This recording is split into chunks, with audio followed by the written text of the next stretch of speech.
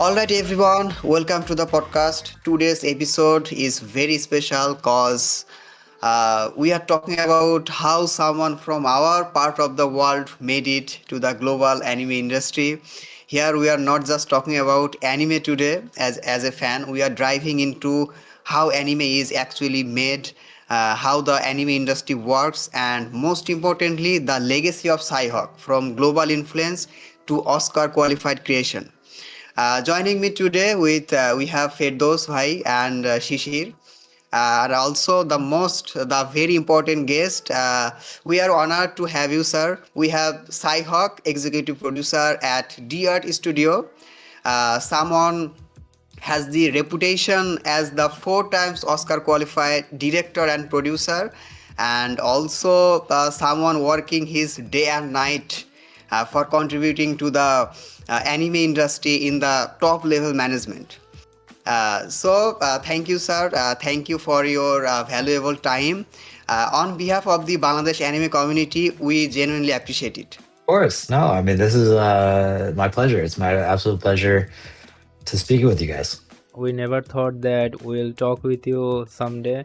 We have watched some of your works, and we are really happy and we admire you that you are from our country. Your origins is from our country, and you are an anime director, and you work in the anime industry.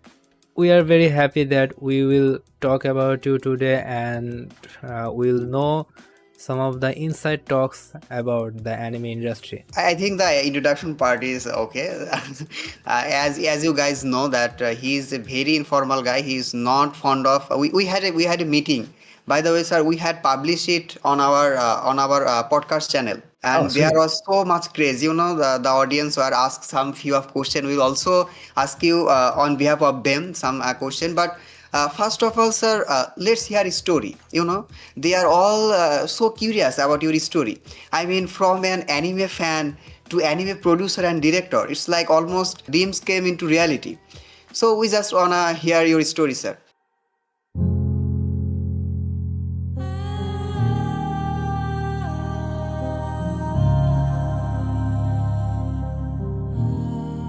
I guess you can go all the way back and kind of look at how I relate to Bangladesh in terms of origins. And my parents are directly from Bangladesh. And I was born in Norway when they immigrated from Bangladesh to Norway. And then from Norway, we moved around as immigrants from one country to another country. So went from Norway to Canada, Canada to the US. And then in the US, I really started to go to school in like middle school and proficient other grades. And throughout the whole process, continued to go back to Bangladesh and visit the Gram and visit and learn more about the stories of my parents and their origins and where they're from. So my connection to Bangladesh has been continuous education and also an adventure, really, to continue to learn more about my heritage, more about where I come from, more about the people, my relatives, my friends that are in Bangladesh right now, and from there continue to express myself in stories and things that I create related to my personal exploration of learning Bangladesh. So I've been very thankful that the Bangladeshi community has been so open towards me learning more and more, because I think, though it's hard for me to say that I am a full representative of Bangladesh, I want to learn and continue to be more of a champion as I continue to do as much as I can in this industry. So from there, when I was in the States, I was an English major. I learned to write literature and focused on creative writing. So a lot of fictional writing, read a lot of fictional books. And growing up through the whole process, I was watching a lot of Japanese live action and animation. So like early anime and and live action Japanese cinema and storytelling like Kurosawa, Kobayashi, Seven Samurai, Jidai Geki, samurai drama style films, because that's what was accessible in Norway and Canada, and in the library every time we would go from one community to the next. And I found myself very much attached to storytelling with the Japanese context. And with that in mind, as I was trying to write more and more, I learned that I could publish work. I could try to put some stories together that people can enjoy. And from there, I really just continued to write and continue to follow the dream. It was a long road. It was very hard. We can talk more about it through this podcast, of course. And but long story short, in the introduction, started writing a lot of screenplays and started becoming a writer for film and television. And then I moved to LA on my own to find out what that journey would be and restart my life in that context of entertainment. And then did the Oscar run, as you guys have talked about, the Oscar qualifications. Then helped produce and celebrate and work with a lot of other filmmakers to make more films and continue to make and write and still do today live action films. But as that continued on, I learned that I can empower others in my other love, which is animation. So working in animation meant that I had to find a home in anime between the grounds of the East and the West, the LA and Japan. And there weren't many, if any, bridges at all. You just had to try to jump right in, and came to Japan and started building relationships, started to write more for people, started to work on projects that haven't been made, that didn't get across the finish line, but learned a lot in the process, and also celebrated being a part of that legend, that legacy of like Dragon Ball Z and what have you, Yu Yu Hakusho and all the earlier things that we used to watch back in the day, Clannad, Darker Than Black, just the Ninja Scroll, just like nonstop. Now I'm producing and writing a lot of manga and anime as my livelihood, and pretty honored to be doing that and representing different communities like Bangladeshi viewers of anime and those around the world that love anime as well, because now it's become very globalized and very relevant towards today's themes and characters and worlds that hit home in our soul when we watch anime. So that's why I'm here. That's what I'm doing. Thank you, sir. Thank you for the story. But if we differentiate in different segment, like from your childhood, I mean, what was your goal from the very childhood? You have think yourself to aim yourself to go as an anime producer or director, or it's just just after a few days you just invent it? I really didn't have a plan. As a kid, I'll tell you. I mean, I think I know what you're curious about. Is like what kind of child was I? I was pretty rebellious. I don't think I was really good at following rules, mainly because there were a lot of rules, and there were a lot of different rules through my life. Mainly because every society, every country I lived in, I kept traveling because my parents were trying to find more and more opportunities. We were trying to find better jobs. We were trying to find a living somewhere. As an immigrant family, it's not as easy as just like some people get their start where livelihood is made right away. But I grew up as the first child of my family that is continuously traveling. So I had to, from Norway to Canada, I had to have a new friend group. In Canada, I had to have a new friend group, a new society of pop culture. We used to play Pogs. We used to draw comics. We used to share a lot of stories. I was as a young kid, I was bullied as well for looking different, for being different, and bullied physically. I was, grabbed by my collar and pushed against a wall and then they took my pogs away. These little kids were just mean. But then you learn later on in life that it's not really the kid's fault. It's how they're raised and the situation that they're raised in. The parents have given them values that made them hurt other people. You know, the phrase is saying hurt people hurt people. You know, it's a very samurai culture, actually, embedded in samurai culture as well. They say, there's an old story, because now I practice kenjutsu and the way of the sword physically now, and I learn a lot of stories of Yeah, old I have seen some samurais. of the picture of it in your Instagram. Yeah, yeah. And You learn about the blade yeah, and the ways of the blade, but not in the sense of something. In the beginning, obviously, it was something cool, but now it's a lifestyle because it gives you a bit of humility. But what I've learned in that is that through my life, um, you have different types of swords.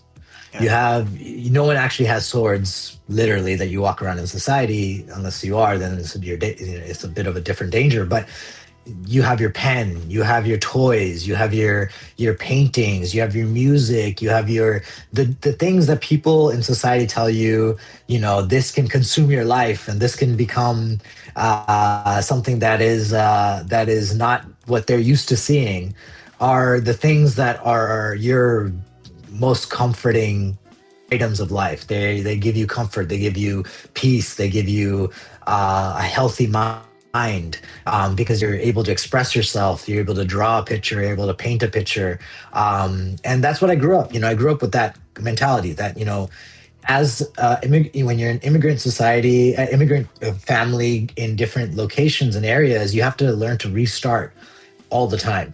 You have to find new friends in a new city, in a new place all the time.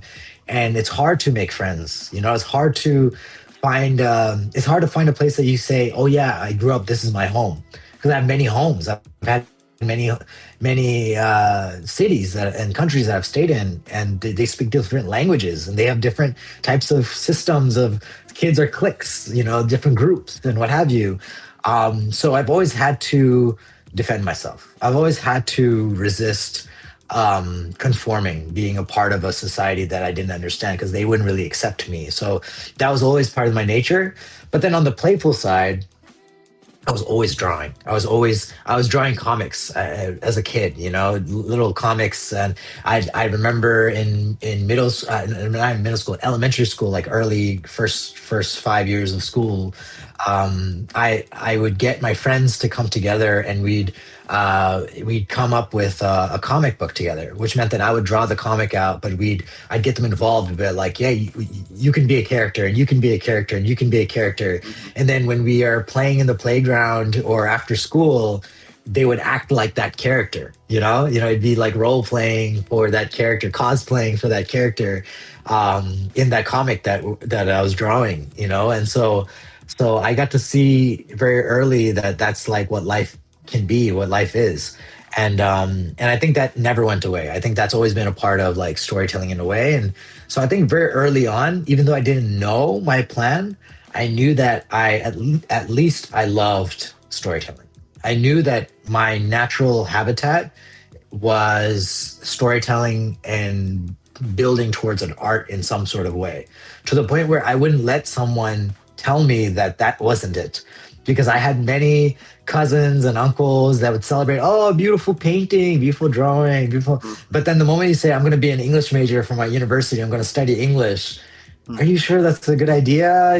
There's business, there's, you can be you try medicine, they make good money, they make good, nothing wrong with that. My younger brother is a doctor. there's a Nothing wrong stable with that. career. Yeah, but even then, that road is hard too, Yeah. Like those roads are very difficult. I'm not saying anything about like, oh, that's the easier route. That's not, being an engineer, being a businessman, being a So much doctor, competition. it's so what I grew up learning, and thankfully to others, because my only outlook wasn't just family circle, it was kids in public school, kids that also were, I was never in private school, I was in public school. And being in public school, you grow up with many kids that are also oppressed or also coming from different societies that don't give them all the answers. So as kids, we're all making mistakes. We're all fighting. We're all figuring out, like, we don't know the right answer to anything. We don't know the right way to make friends or have a communication. And sometimes you make so many mistakes, you get bullied, like what I was saying, right? So all of that builds a level of you emotions that you can't process. When I started to draw, when I started to write, when I started to look at story as something that I wanted to do as something serious, even if people told me, that's not a good career, whatever, I didn't listen because I just knew what I felt. And when I would write a story, when I would draw a picture, when I would draw something, I draw a lot of Dragon Ball Z, lots of Gokus on my side, in It the just middle of an bring back exam. memories. Yeah, yeah, right. Just bring I back draw memories. like Vegeta, Majin Vegeta. I was obsessed with Mhm. Majin Vegeta, and I was like drawing that on my. I I went to was the. so much obsessed with the sign, like M sign. Yeah, Yeah. yeah, yeah, yeah, I yeah. used to wrote it, You draw on it on my your hand? hand. Yeah, I used to draw it on my hand too. Yeah, yeah, yeah. Same thing. I draw it on my pen. My mom was like, "You're gonna get the ink would poison. It's gonna poison your skin." And I was like, "Oh, okay, okay, okay, okay." And then I'd wipe it off in front of her, and then go back into my room and draw another M. It's like, okay, but Majin is poisoning Vegeta. Vegeta got poisoned by Majin. That's the point, but Yeah, all that this. was a really interesting story. Yeah, it just bring back memories. Even when I was in my school, Yeah. there was an English ma'am who used to teaches us English and who was lecture us about career and always motivate us. But I was a good student, by the way. But while in the classroom, I was like drawing Goku's hair. And he Yeah, just came through yeah, me and said, "What is this? What you are doing? You have a good future." yeah, yeah. What happened And to I my get it. camera? No, you're good. You're good. I can hear you, and that's important. But I totally. I think a lot of people can relate to this story, right? Like a lot Yeah, of people yeah, can relate to it. I got in trouble multiple times. I went to detention in school actually for this, and I have no problem saying it because it's like, oh, what a bad kid, whatever. It's like, okay, but I'm doing this for a living. What do you want me to do? yes, Like now, that's I true. now I draw pictures for a living. So you're gonna say that's a bad thing? No, I don't think that works. The Yeah. way the way it worked is even when I would be in a class that I didn't find that interesting, I would be drawing on the side because I would be thinking about, I'd be obsessed, and I didn't know as a kid, right? I'd be obsessing about Dragon Ball Z. And now when I think about it, now that I've met a lot of the makers of Dragon Ball Z, and one of my mentors is again Fukunaga, who's like the founder of Dragon Ball Yeah. Z in the States and made it global, which is so surreal as a process in its own right. I'm learning that what it was that I was obsessed with as a kid was thinking bigger than my situation, Mhm. thinking bigger than whatever box school set for me or what have you. Not saying school is a bad thing, because after a while I started to figure out a balance between my drawing and my schooling. So my schooling was getting better and better, like my grades or what have you. I would keep trying, but I didn't let the drawing go away. I kept drawing on papers. I went back home and I have a box of these like old tests and stuff that I saved. And my parents were like, "Do you want to throw those away? Do you want them?" And I was like, "No, no, no, absolutely not. Like, I want to go through them like It's through my my life." treasure. And yeah, exactly. Because you go through them in your life. And I have drawings on nearly everything. There's not like just a test with an answer on it. There would be a test, answers, some mistakes Yes, on the you answers, what told me have that you. you can draw Itachi in seconds.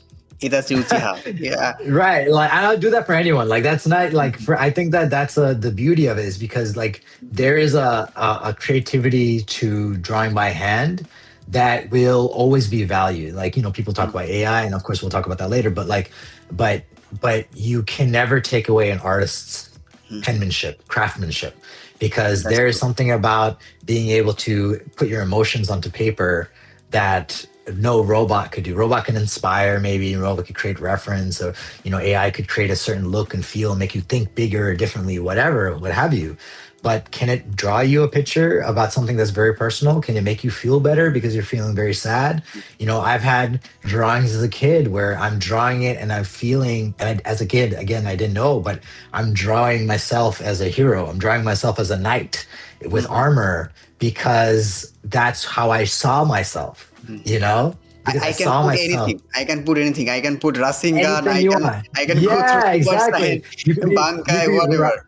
you could be riding a tiger. You can Mhm. do anything you want on a Yeah. with your imagination, and that and I would be drawing. I remember, I'm just remembering it now, where I was drawing myself as a knight with this giant sword, and I'm crying because I don't know why. I was just sad, and my paper, I couldn't draw over it because the paper would be bleached with the tears, because what have you. And these are things that my parents will never see. My parents will never experience because they weren't in the room while that was happening. But that creates, I believe, a beautiful aspect of being an artist. Now, I will pause real quick and I will say that there is the conversation of when you start doing this professionally, that a lot of artists, there's no right or wrong, but a lot of artists sometimes grasp onto the emotion of sadness so tightly that they believe that in order to create something beautiful in art, in writing, in story, that they have to continuously be sad in order to pull from that sadness to create your art. But I think that we should focus on the feeling of intensity of emotion in other things other than sadness as well, in order to have a well-rounded story, well-rounded character, because your characters should go up and down in how their stories work in order for us to be interested in the storytelling. So it's sometimes you start creating a situation where you constantly, whether you have control or not, always continue to be sad, or only always continue to feel down. Your self-esteem is really low because subconsciously you think that that's the only way you can be creative. And I think that's not true. So it's also looking back at your childhood, looking back at your history, looking back and don't hate your parents or don't hate your society, don't hate your system that you're in, but really just look at it, because like I said, sometimes it's a gift. Not sometimes, always it's a gift. Your childhood, your past, your history, it's a gift for you to pull something very personal, good or bad, and create some story out of it, right? So as a child, that was me. I was always trying to do something, and I didn't know what I could do with it. I didn't know it was possible to create something that others could watch, that others could read, or what have you. The idea was like, maybe I'll write a book one day. And then as a kid, at around 2009, I believe I was 18, going out to 19 years old. I wrote my first book. I finished my first book ever. It's called Blade and Ezra Blade. People should not read it. It's horrible. It's like horribly. Now I look back and I'm like, oh god, I can't imagine who would write that. But the idea was I got my first book done, and it was about ninjas and samurais. It was very Naruto inspired. You can actually read it and you'd be like, oh yeah, this is very Naruto inspired. And it was a way for me to understand that I could, day after day, go after school, and I'd be so excited to go play with my friends on we play like basketball or some game, like that everyone can play, football or soccer, whatever. And then after that, go home and get lost in my own story. I'd open up my old laptop, and I still write to this day with two fingers. I don't have like typing hands. I write all my screenplays every the two fingers, and I'm just putting in like one or two pages, and I'm just like in this world, living it, having so much fun. And then by the time you're done, you're like 250, 260 pages in, and you're like, okay, now I'm gonna go try to get this published and what have you. So it was a great exercise to understand like how much do I love this. And after I got my first book done, I realized like this is what I was meant to do. Like this is I got all the way through. I did the marathon. I ran the distance, what have you. And then thankfully that was at the edge of graduating high school, going into college. And then when I went to the university, I decided I'm going to be an English major, despite what everybody would say. So it was really a nice story. The struggle you have go through and the success you are on now. It's like you like watching a anime, a journey of a main character. He was being bullied. He was writing his own story, and after that he became an anime producer. It was really nice. But whenever we have a meeting, in our Bangladesh anime podcast, whenever we're meeting, there was always a common debate. Chinese anime versus Japanese animation. Our Ferdous bhai and Shishir, you guys must have related it. Whenever there was Ferdous bhai watched a lots of anime. Also, he have seen so many Chinese animation, which are really doing good. So there was always a debate between us that which is better, or which is doing good. Also, 2B Heroics is a good example. So we just wanted to hear from you. You know, the one who is really insight into the global anime world. So there is no one who can give a better answer than you.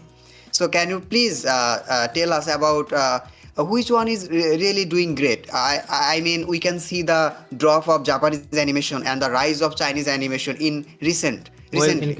in case of Chinese animation, I also want to know that Chinese animation are really good. Animation quality is excellent, but there are two kind of Chinese animation. One is kind of 2D, and another form is totally 3D, like Yeah. Battle Through the Heaven, Soul Land.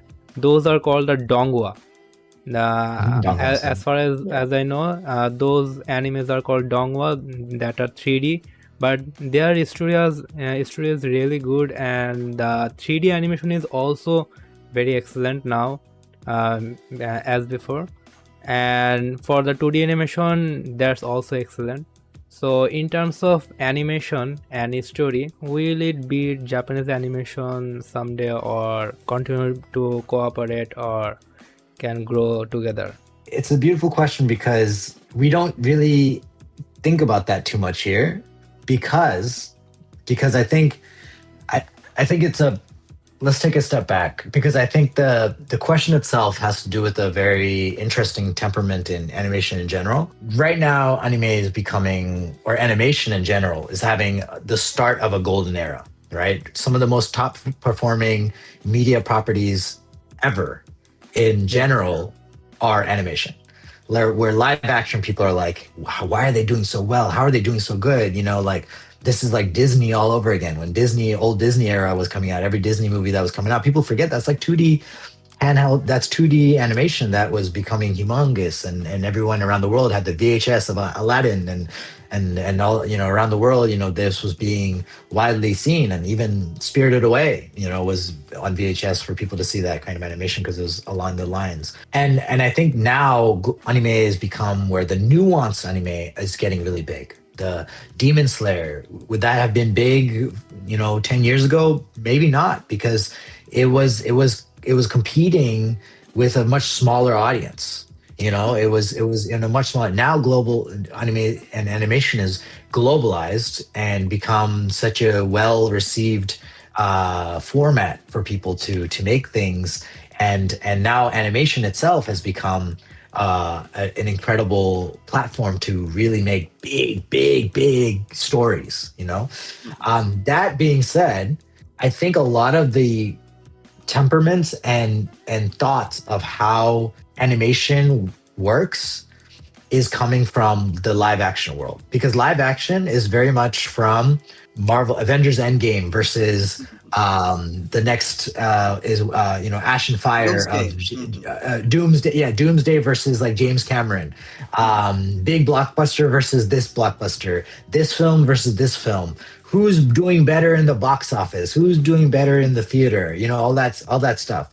Yeah. That's because they have to create competition to be able to generate, oh, go to theater to watch this movie, it's good, oh yeah, it's good, oh, we'll go this weekend, let's go to the theater to watch this, go watch it when it comes out, watch Arcane when it comes out on Netflix.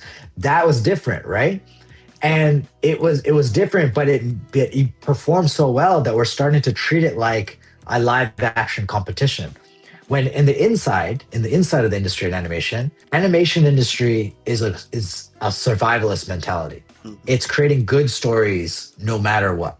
It's creating good animation no matter what, whether it's Japanese, Chinese, whatever. So we actually don't see in the Japanese industry, it's not a competition. Or in animation industry in general, it's not a competition, because we actually need help from all studios need help from each other in order to make a show. All the studios need help from each other in order to make a movie or a feature, because there's so much work to be shared and to deliver on a certain deadline. So you look at, like, the best way to look at it is like, look at your favorite anime that's out today, and then look at like Anime News Network, and look at all the other studios that have worked on that anime as well. Big Mhm. studios, you'll see our name in there sometimes, and you'll see that it's because everyone is doing Genga, Nigenga, like key animation, second key animation, coloring, background, compositing. Everyone is sharing each other because you have to do multiple episodes for a series or a feature. You have to do for a short amount of time, a large amount of high quality work. So everyone is sharing work. So we don't actually look at other studios as competitors. We actually look at them as collaborators, and that includes the international animation industry as well. So when we look at like Japanese animation versus Chinese animation, there's actually I love the Chinese animation world because they are now having their start of expressing themselves. I was behind the journey. I was regional producer for the journey, and for that, that was Saudi anime. It was a Saudi Japanese anime, right? Which Yeah. meant that in Saudi, people watching anime there will now start to feel, oh, maybe I could bring my story to life with anime as well.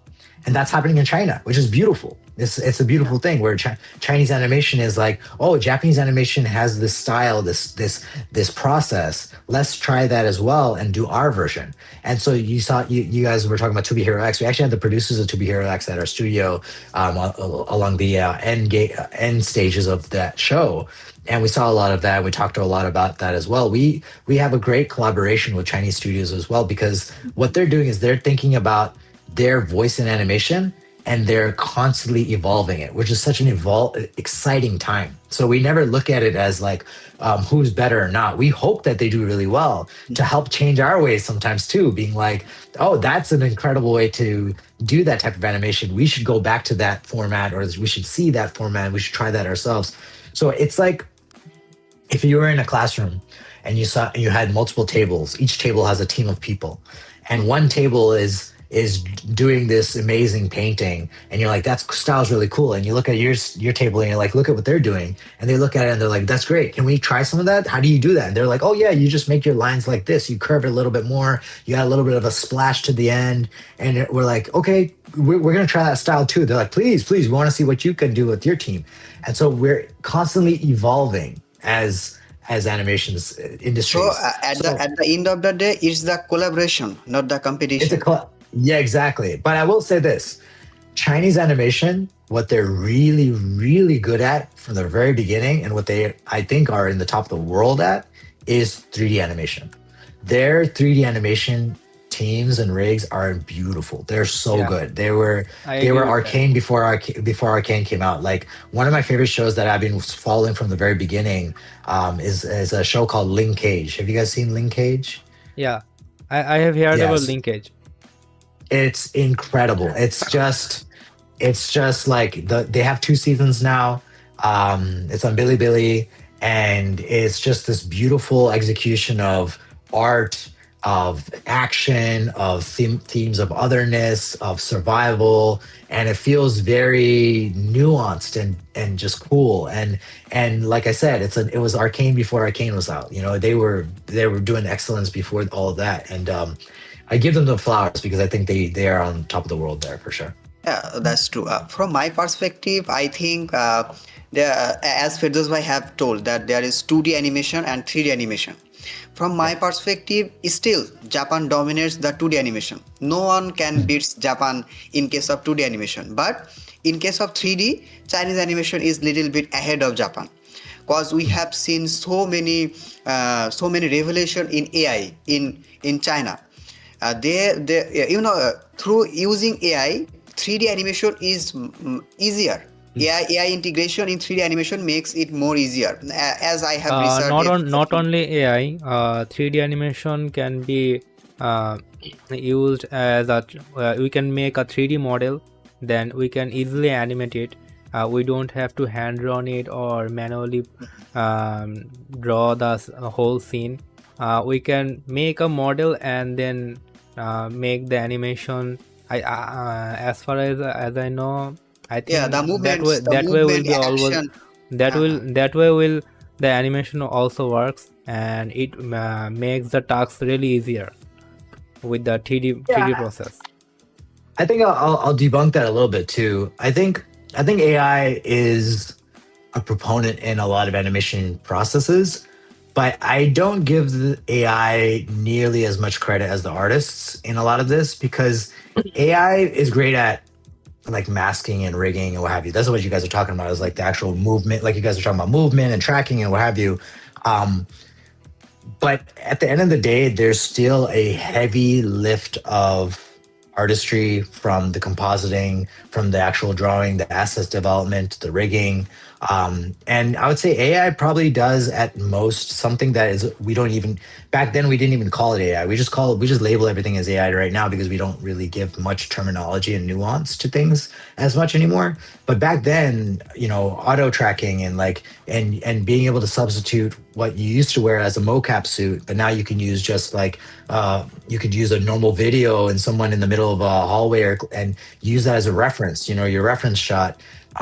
That's been done since the very beginning of animation, where you didn't even need to auto mask anything or auto track anything. You can video like a martial artist in the middle of a fight, or look old footage and hand draw cell by cell different the forms of the actual fights and how they actually do combat. So I think that's there's a truth to it, but there's also a extension of myth with AI right now, that it is, and then this is 3D and 2D, that it is helping the process in an immense stage. Because I think a lot of people also use AI to say that the process is cheaper, to be able to say that, bring us work, what have you, whatever it is.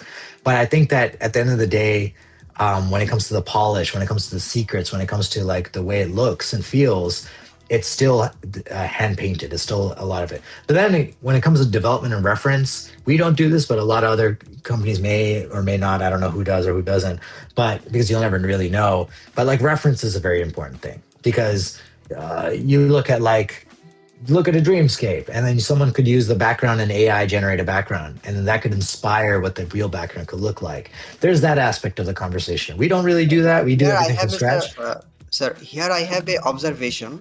Please tell me if it's right or wrong. I have observed that what AI really do. It just enhance, or just give it a shot to the existing animation. People are making animation in AI. There are some tutorials on YouTube, on social media. The YouTuber showing that I made a anime in AI. The title is like that, but the AI is using the existing anime, and then it's just the processing, and that's it. So here is the real thing, that AI will never replace the true artist. AI is using the artist work and just make it different. Just make it different. So that's my observation. I mean, what's your opinion about that? But Yeah. So I will yeah, please, say please. AI is constantly evolving, and through all the artist's data and all the artwork, it will learn and more. And we already have seen many amazing works, like you can say in case of One Punch Man. One Punch The Man. animation Yes. was so bad that AI made the animation so good. AI's animation was so good that real animation was not really pleasing. So I think if the AI evolves really good, then I think it can be may be used as a tool for the artist. It can really enhance the Productivity. work for the artist. And if we say about the process of making a new anime through AI, then it can be possible, because the AI is evolving, and it is also feeding all the anime artworks and the artist style. Then I think it can create a new style with all the existing arts, mixed of the artist style, and make a new art. I think it can make. And my question is, if AI can do that, AI can make a new anime through itself, then will the anime industry and the anime artist will be in the case of some dangers in their job, or it will be any risk there? What are the Good question. possibilities? Yeah, I'll answer both in one answer. I think it's a really good question, and I'll start by saying I'm not afraid of any artist being replaced in this process. So there's two different ways that people look at it, right? So AI right now, for those that understand how animation is made, and then there's AI, that same AI being looked at for those that wish they knew how to make animation or are trying to, but are trying to use a shortcut to getting animation being made, right? Yeah. So the way I look at it is like, this is a weird example I used the other day, but I think it would be perfect here, is tennis. So there's tennis, but is there a world where a tennis player could play against a robot, right? And the robot will be moving on its own and serving the ball on its own. And then if the robot is doing really well and is creating a really good game structure, will it just be a world of robots versus robots and tennis players will never be able to play tennis again? Like, I don't think that works. The example doesn't work exactly because we watch tennis because tennis players make mistakes. Tennis Yeah, players that was a have great flaws. Yeah. example. That was a great Tennis example. players tennis players are able to send the ball back and forth, and we are actually looking for the mistakes and the successes to create a form of excitement. And that in itself correlates to in art and animation as instinct. That's the instinct that artists have that robots don't have, right? That's the So there originality. exactly, originality, instinct of not just creation, because I think people stop the argument at just this is what Sora can do, this is what other programs could do, and then they see like a scene that looks like anime. They're like, wow, that looks really good. Or the One Punch Man, right? I've heard that one too, where the One Punch Man is like, look at the animation of One Punch Man versus the animation of like someone that used AI enhancement on One Punch Man, right? That's all very surface level though, because if you tell someone to make a whole episode with anime, Yeah. uh, episode of anime versus an episode of AI, there is so much more involved. There is storyboards, consistency, cleanup. That's the other one. Cleanup is huge. We know many processes, and of course, we're on a lot of boards as well of monitoring how it's being used in today's time.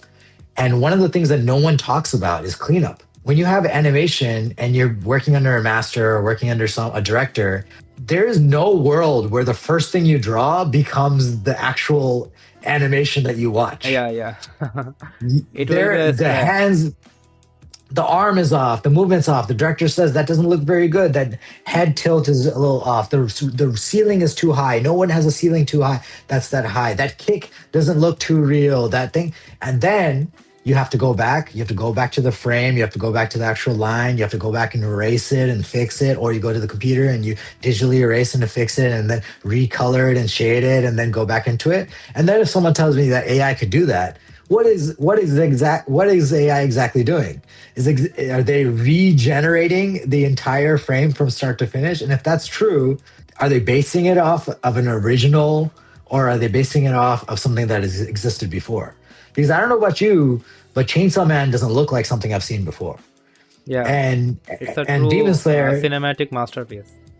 yeah, and Demon Slayer does not look like anything I've seen before. Demon Slayer was the look and feel of Demon Slayer was built over decades of development of different shows that UFO Table has had put hundreds of thousands of dollars and putting into getting it to look like that. So if someone goes, all right, our AI could do the same thing, and then we've seen like bits and pieces of AI trying to do what Demon Slayer could do, but does it look that good? Does it have the same type of audio via SFX, the tune-ups, the editing? You can't generate that right away. And then if you can, that's just one cut.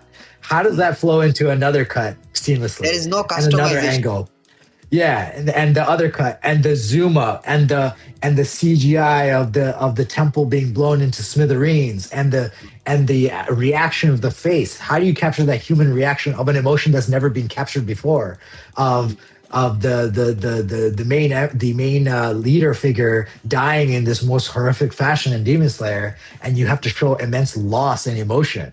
The only way you really get that is if you look at real emotion of human beings and you try to Yeah. capture that via drawing, right? So if someone says all be I know what I'm saying, right? Like I'm saying all of that. And then if someone says, yeah, but AI could do even that. But okay, so say we're in a world now where AI could go and you just have a script, which again, are you going to AI generate a script? I know that world. AI generated scripts have no emotion because you got to pull from like real agony. You got to pull from real happiness to create a good script and scenario. If AI could do even that, so AI goes ahead and they create a perfect script and scenario. Then AI goes ahead and creates a storyboard. Then AI goes ahead and creates the lines for each storyboard and the key animation. Then they do the in between animation, and then they do the shading, and then they keep going, compositing, and then they do all of that. And then you have Demon Slayer. Now, knowing that someone's created a program where you can generate Demon Slayer in 5 minutes in a world where computing is super strong, or a month or whatever rendering time. No one talks about how AI rendering is crazy too. Now that we've created Demon Slayer with AI, with no human intervention, with little to no artist intervention, how many people are going to watch that? So true. Who's going to watch that? If it was that easy, then we're just going to watch the originals even more. Yeah. It's going to make the original industry even stronger. Because now if anyone can make Demon Slayer, now we got to look for somebody with an original idea and process that they drew by hand, that it has to be better than Demon Slayer. So in my mind, AI is just exciting because AI is just separating those that can actually make something and those that can't. And it's making the gap bigger and bigger and bigger because it's pressuring those that are original artists to be better than themselves, to be better than the AI, to be better than the status quo, which is an exciting world because the evolution of artists is what creates society. That's what we base it. That's how we have fashion. That's how we have our lives. That's how we think about, oh yeah, I could run from that. I can do a Naruto run from one rooftop to the other time. It creates our imagination, how we think. We're going to be looking for that even more now that AI creates a semblance of normalcy of that becoming very easy to do.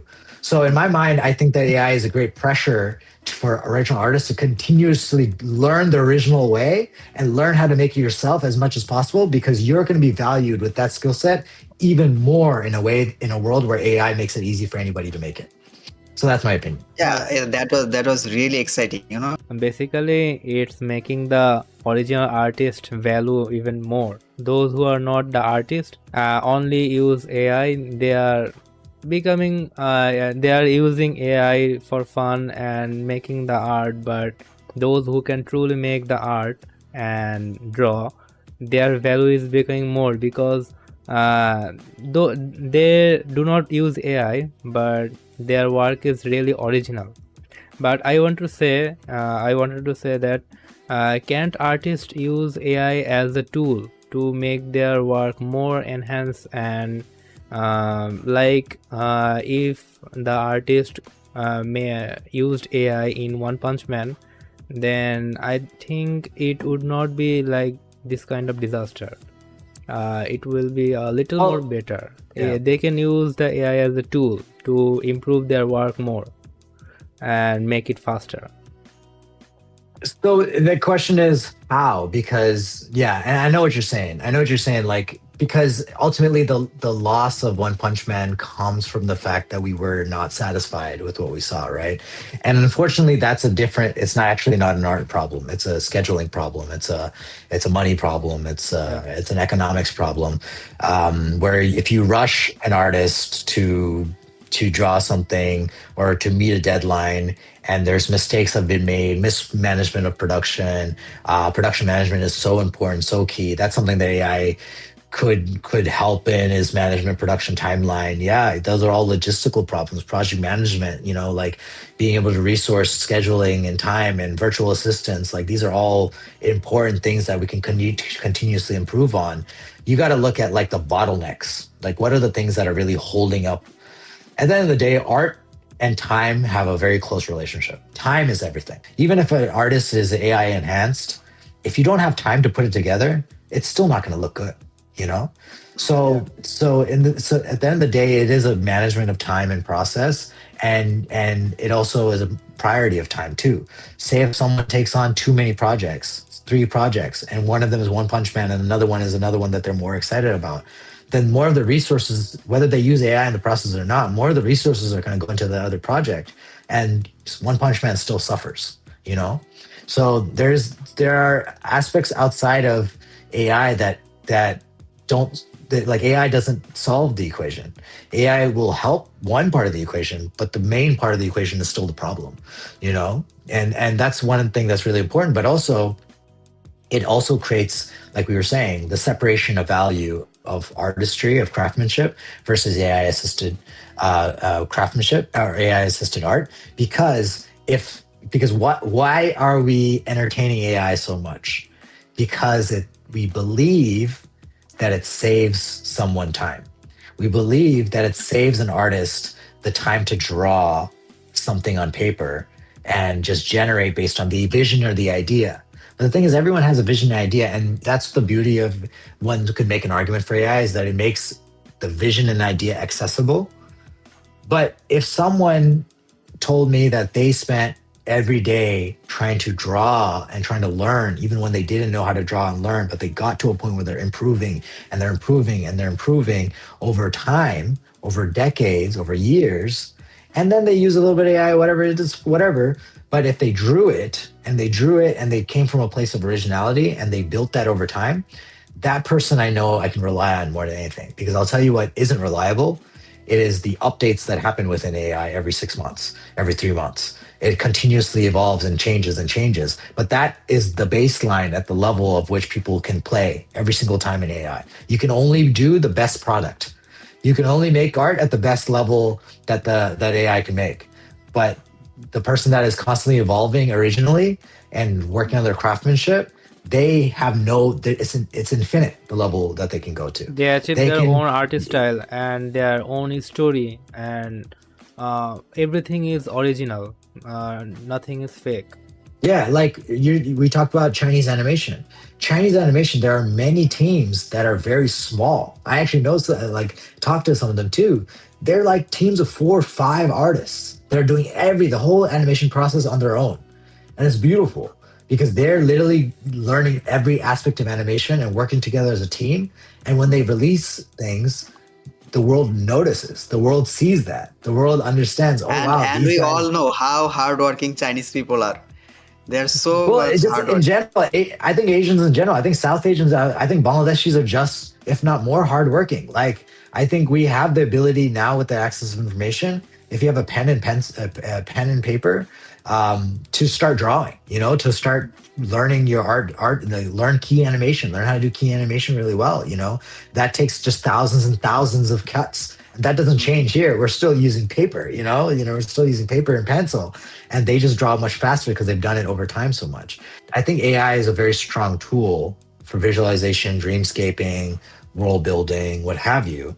But I don't think it's nearly as, it's a tool, and it's not to say that someone uses a fork more than a knife, right? Mhm. But a fork to me is one tool, and a knife to me is another tool for two different The purposes. only And if reliable tool is the experience, and the right, idea comes from its brain.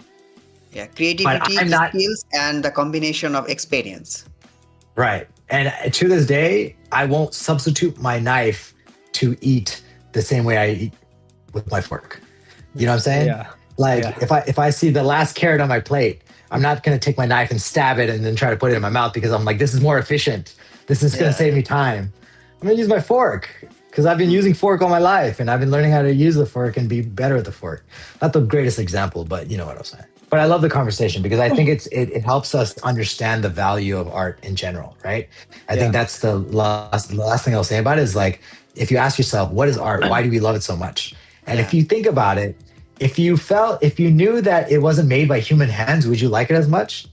That's Mm. the real question we should be asking, right? And I think And this that's type really of question should be discussed because many of our people are introducing to AI recently, and many have many type of misconceptions Yeah, that that's true. they can use AI to create an art and it can replace the original.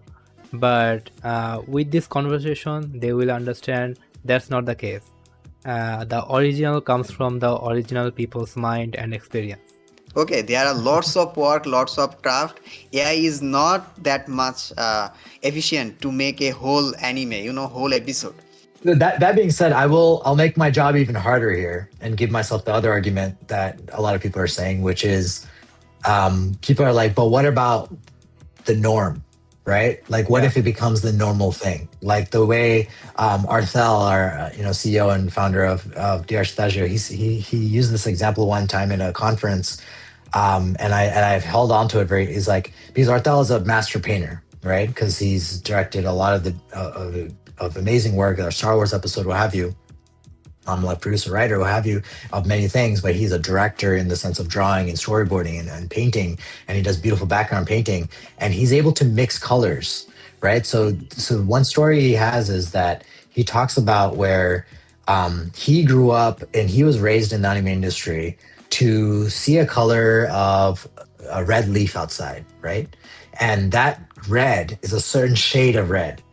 It's not a red that you can just poke into one bucket of paint and then you find it. You have to mix the right amount of colors to get that shade of red. The skill he learned over time, working in the anime industry very before this digital era of things, is he now knows which colors to mix to get that shade of red. Digital painting today, you just need to use color picker. You use color picker and you pick the color and you're like, that's the color. I plop it from one and now I have the exact color needed and now I paint digitally with that color. And so within one update of a digital tool, the skill set of being able to know what colors to mix, we lose that. We're losing that. We'll have a whole generation of artists that have no idea how to mix colors to get the color that they need. A skill set that's so beautiful and so craftsman and so core competency is gone because of a digital tool. Now that's the norm. Now the norm is to use a color picker. My argument to that is when you now work with us at DR Stagio or any of these Japanese studios, really, you're not signing up for the best looking, the best efficient, what have you. You're signing up for beauty. You're signing up for what real beauty comes from, authenticity of it all. Before we move forward, Pokso, I know you had a question and I interrupted you as I got into my rant of things. I don't want to interrupt you. Yeah, please give your question. Okay, so I have a question. Like, একটু বাংলায় বলি, সমস্যা হবে নাকি? হ্যাঁ, বাংলা। কোনো সমস্যা নেই, বলো। ওকে, আচ্ছা, আমরা যেটা জানি যে 90s এর একটা মানে 90s এর অ্যানিমে গুলো আছে, ওইটা ছিল একটা জেনারেশন। এখন যে মডার্ন অ্যানিমে আছে, এগুলো হচ্ছে একটা জেনারেশন। এখন আমার প্রশ্ন হচ্ছে যে 90s এর অ্যানিমে কিন্তু আমার খুবই ভালো লাগে, একটা আলাদা টেক্সচার আছে, ওইটা হ্যান্ড ড্রয়িং ছিল পুরাটা। অ্যান্ড এখন মডার্ন যে অ্যানিমেশনগুলো আছে, ওইটা পুরাটাই টেকনোলজির উপরে ডিপেন্ড করে যে ওইটা কত সুন্দর হবে। কিন্তু এখানে যদি একটা জেনারেশনের গ্যাপ চলে আসে এআই অ্যানিমেশনে, যেমন যদি সামনের জেনারেশন শুধু এআই অ্যানিমেশনটাই চিনে, যদি তারা হ্যান্ড ড্রয়িং কোনোদিন না দেখে অথবা মডার্ন অ্যানিমেশন কোনোদিন না দেখে সরাসরি এআইটাই দেখে, ছোটোবেলা থেকে ওইটাই কনজিউম করে, তাহলে তো ওদের কাছে ওইটাই আসল কন্টেন্ট হবে অ্যান্ড ওরা ওইটার বাইরে অন্য কিছু জানবে না। হয়তো আমরা এখন যেটা ভাবি যে মডার্ন অ্যানিমেশন এখন অনেক সুন্দর, অনেকে এখন আছে যারা আগের 90s এর অ্যানিমে দেখলে কেমন জানি করে যে ওইগুলো আমার কাছে ভালো লাগে না বা ওইগুলো দেখতে কেমন জানি লাগে। সো সামনে ফিউচারে কি এমন হইতে পারে যে ওই জেনারেশন শুধু এআই অ্যানিমেশনই চিনবে, বাট ওরা হয়তো আগের অ্যানিমেশন সম্পর্কে তেমন একটা জানবে না বা আগের অ্যানিমেশন তাদের কাছে কেমন যেন লাগবে? এটা আমাদের দুঃখ। In a way, we are fighting this. We are ultimately, it'd be ignorant to say that it's not going to happen, but we have to, as artists, as craftsmen, as doesn't matter who you are in the world, you have to resist this from happening, because if you allow the world to see that creativity will die. Yeah, if we're in a world where it's just AI generated content, then you're saying that we're in a world that people aren't drawing on paper anymore. You're saying that we're saying that that's a world where people don't see beauty in authenticity and in hand-drawn animation. That's a very sad world, you know? That world is very sad to think about. Is emotional, exactly. It lacks beauty. It lacks emotion. It almost sounds like there's more control. Like there's too much control that we feel so dead inside that we are just gonna watch AI generated content. We're just gonna watch AI generated things. So we don't want that to happen, obviously. So we're fighting for that. Can it be possible? I think as long as you guys are around, as long as you love anime the way that you do, and you see the value in anime as it is, and you grew up with that, stories about this, resisting the norm, then we'll win. Then we'll have the ability to never see that world happen. So that's kind of the generation of it. So it's not just watching anime, because that is important, and supporting anime, but it's also creating art. And that's what you're saying. Your question is beautiful because it's a much higher generation of question, right? That we have to ask. Yeah. What are we doing? Thank you, Shishir. Thank you for your question. But if that happens, let me share a Okay. opinion, Ferdous bhai, please. We have so much less time, so from now on we have to get it quickly. Sir, Okay. it's a request, that's the beauty of the podcast. You can just talk about so many things, but as we know that your time is so much valuable, so from now on we'll keep it short, okay? Or else I'd say just keep going, and then if we need to do another podcast, we can. And this isn't the last podcast ever, I think let's just get, because I think these questions are beautiful questions. I think what you're asking is what people want to know. So I think we should give flowers where it should be. And again, I don't want to talk, interrupt anybody either. So I know that I talk a lot. So please ask as you wish. No, if we need to go over. okay. If we need to go over time as well, no problem. I'll cancel the next thing. I think this is a very important conversation. It's also, I'll say this, it's my last podcast of the year. So this is why I want to make it a special one for you guys and give you guys as Thank much. you. Thanks a lot for your kind consideration. So now we have no limitation. Actually, whenever I designed the whole podcast, I know that your time was so much valuable. So I keep it short, but as you just give the permission, so let's just beat. Yeah, keep going. That is why you can ask the question.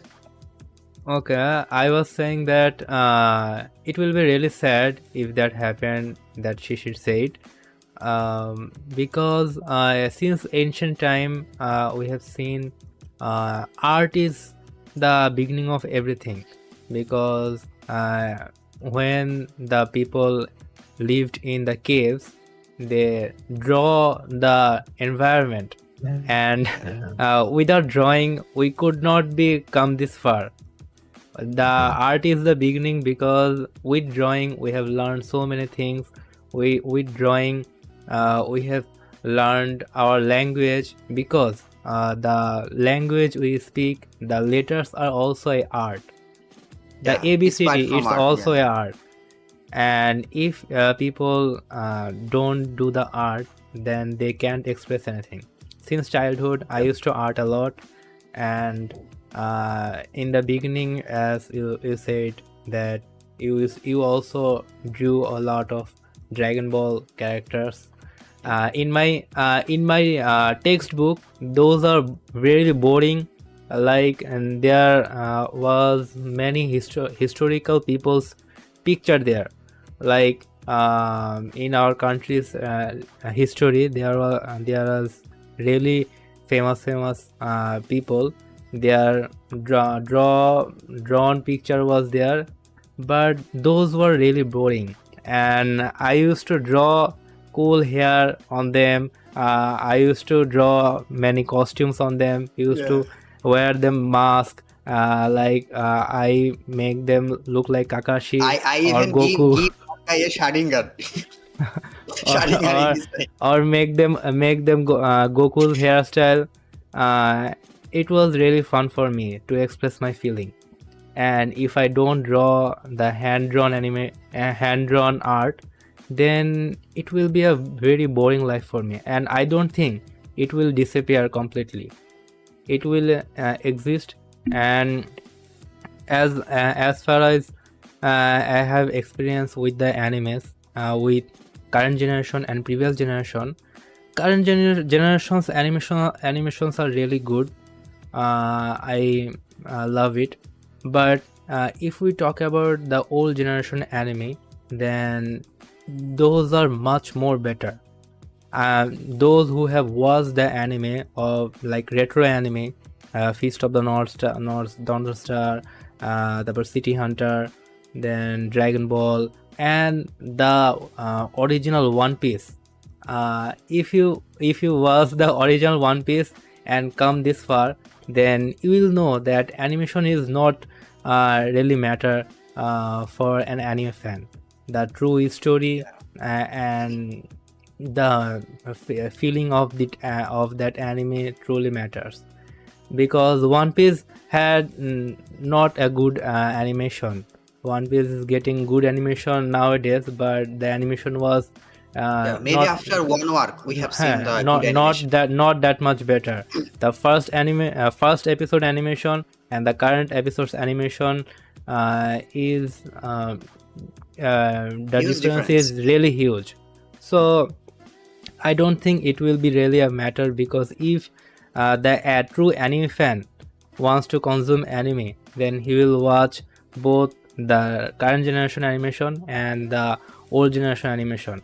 And I can definitely say the old generation animations and old generation animes were really good, that they cannot even new generation new generation anime cannot even match the animes, because I don't think like Demon Slayer, Jujutsu Kaisen, it's not the level of One Piece yet.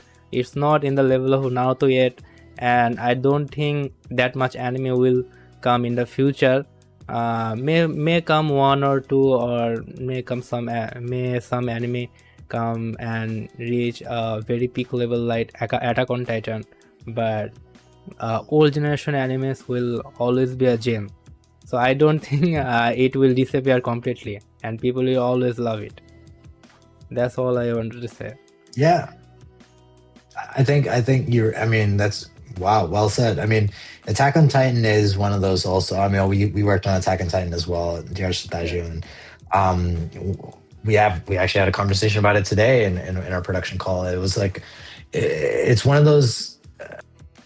So there is popularity, and then there is timelessness.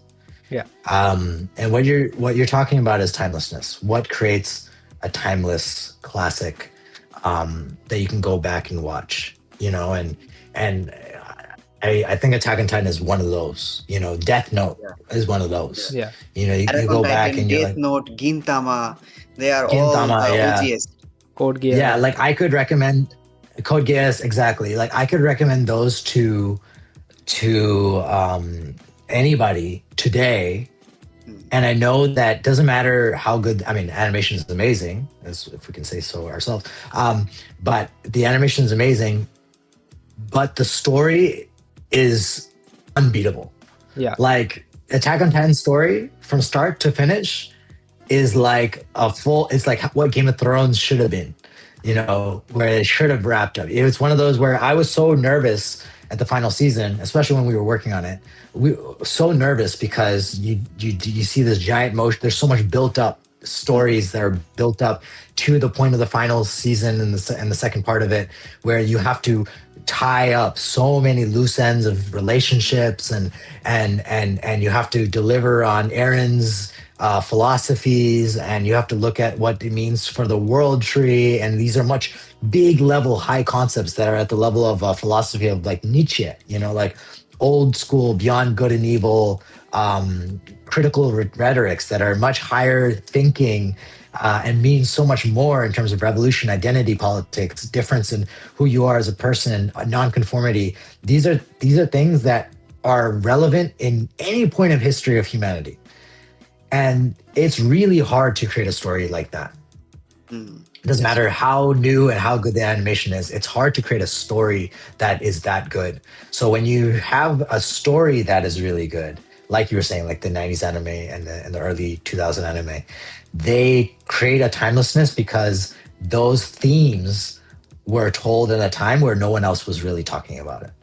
Like Attack on Titan was coming out in a time where we really wanted more peace than war, right? And we still do today. But Attack on Titan points out when you look at a certain group of people, the Marlians, right, the Titans, and you ship them off into an island, what is the socio-political dynamic? Is it fear? Is it why did that happen? Why was there torture involved? Why was there violence involved? Why was that seem normal in one versus society, a class of society versus another class of society?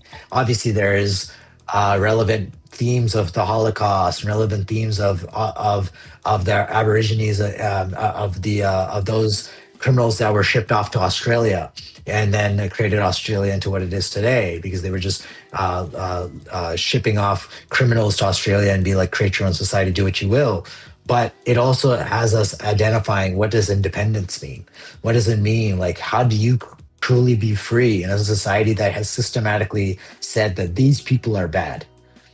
And so those kind of questions are much heavier punches than Demon Slayer. How do you survive demons that are eating everybody? That is a rampant epidemic. Like, I think Demon Slayer is like a COVID story. Like, it's like, how do you deal with like a pandemic that is happening around the world and tackling it out with like survivability and remaining human at the end of the day and having that conversation. I think that's the one reason why Demon Slayer has blown up in its ways, because it's relevant now. But stories like Death Note and stories like Attack on Titan, they're questions of human ethics. And when you talk about ethics are ethics because there's no wrong or right answer that's straightforward. It's constantly questioned. So you create questions like that, and I think you can create timelessness. And I think that's the goal, right? The goal is to continue to strive to make those One Piece type stories and Naruto's type stories and Attack on Titan's type stories. But it's not easy to do, so you have to keep trying. So I think it's well said. I think it's really well said. Yeah. Also, there could be a good example, the Golden Boy.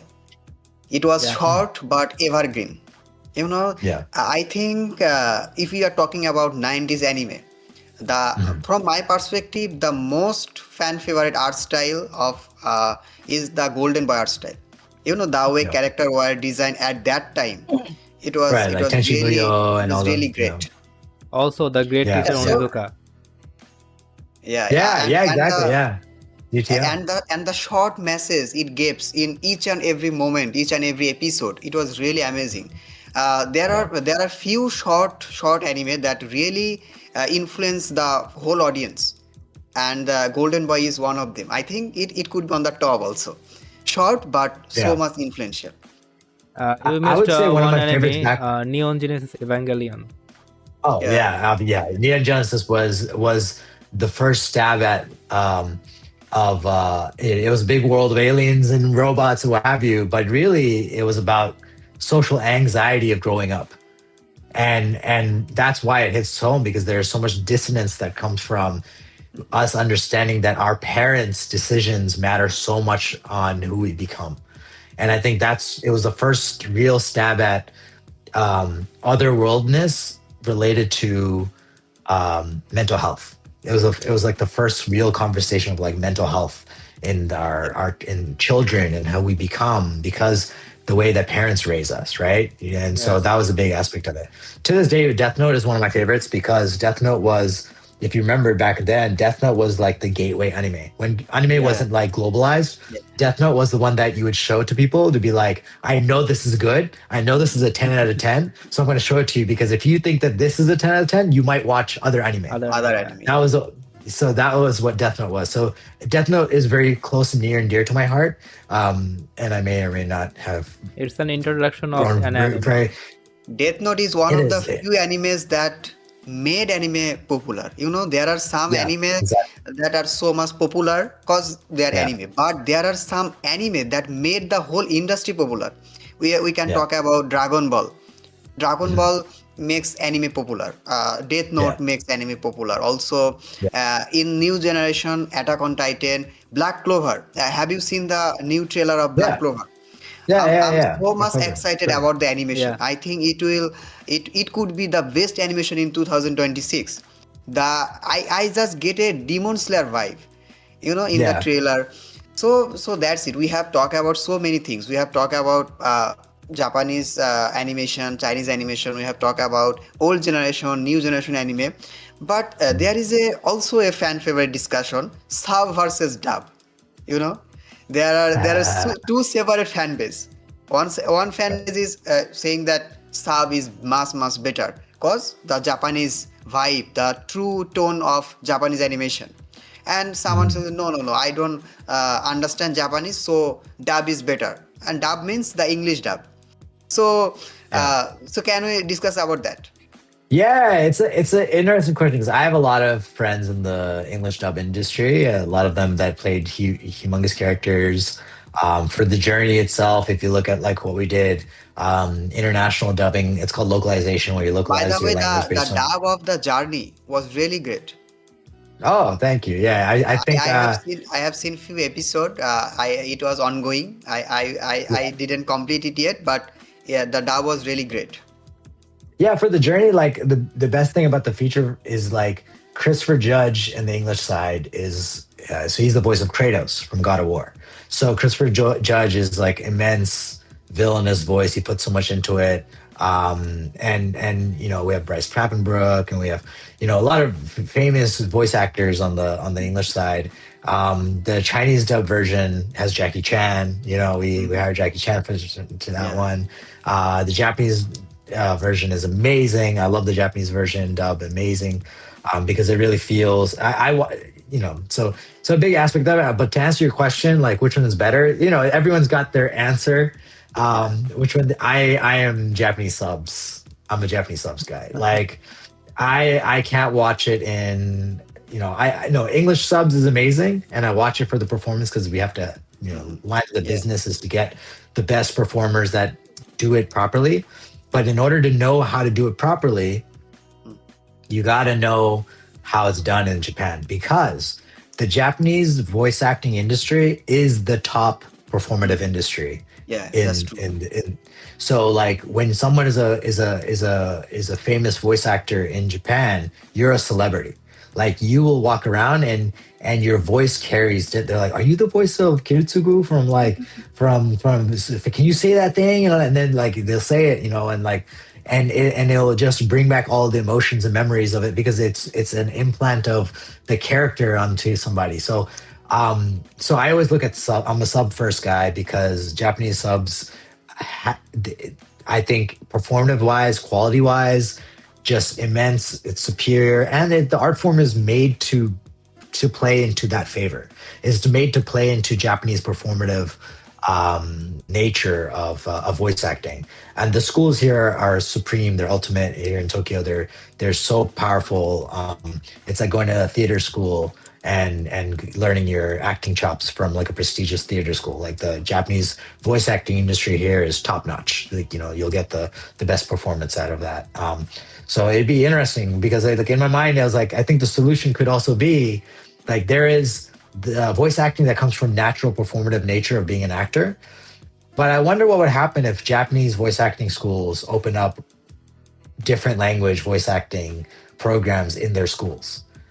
Like, what kind of product do we get from that? Like that's what I always wonder is like, what happens if Japanese voice acting schools have someone that does it really well in Japanese, so they know how to teach it properly for English and other language voice acting, and then we use that to dub anime.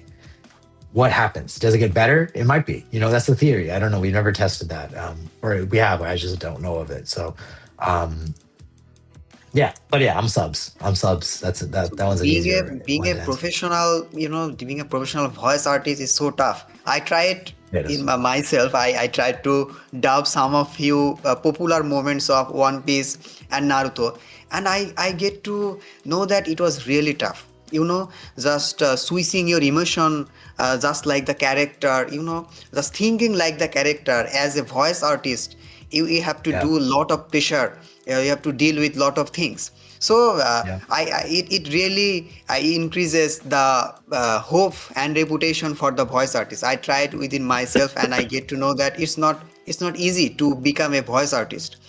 So Yeah. I have made a team that will learn and give voice to few character, and I also made a team that will work on the animation.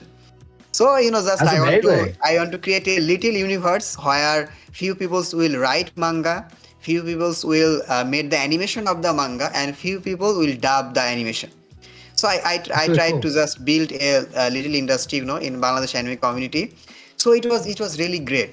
And honestly to say, I have to say this, I get inspiration from you. After meeting you, after having so much podcast and discussion about, I see your journey, and it really influenced me to do something on my own. In a little portion, of course, but I am trying to do, and I hope that it will become as big as at least at national level.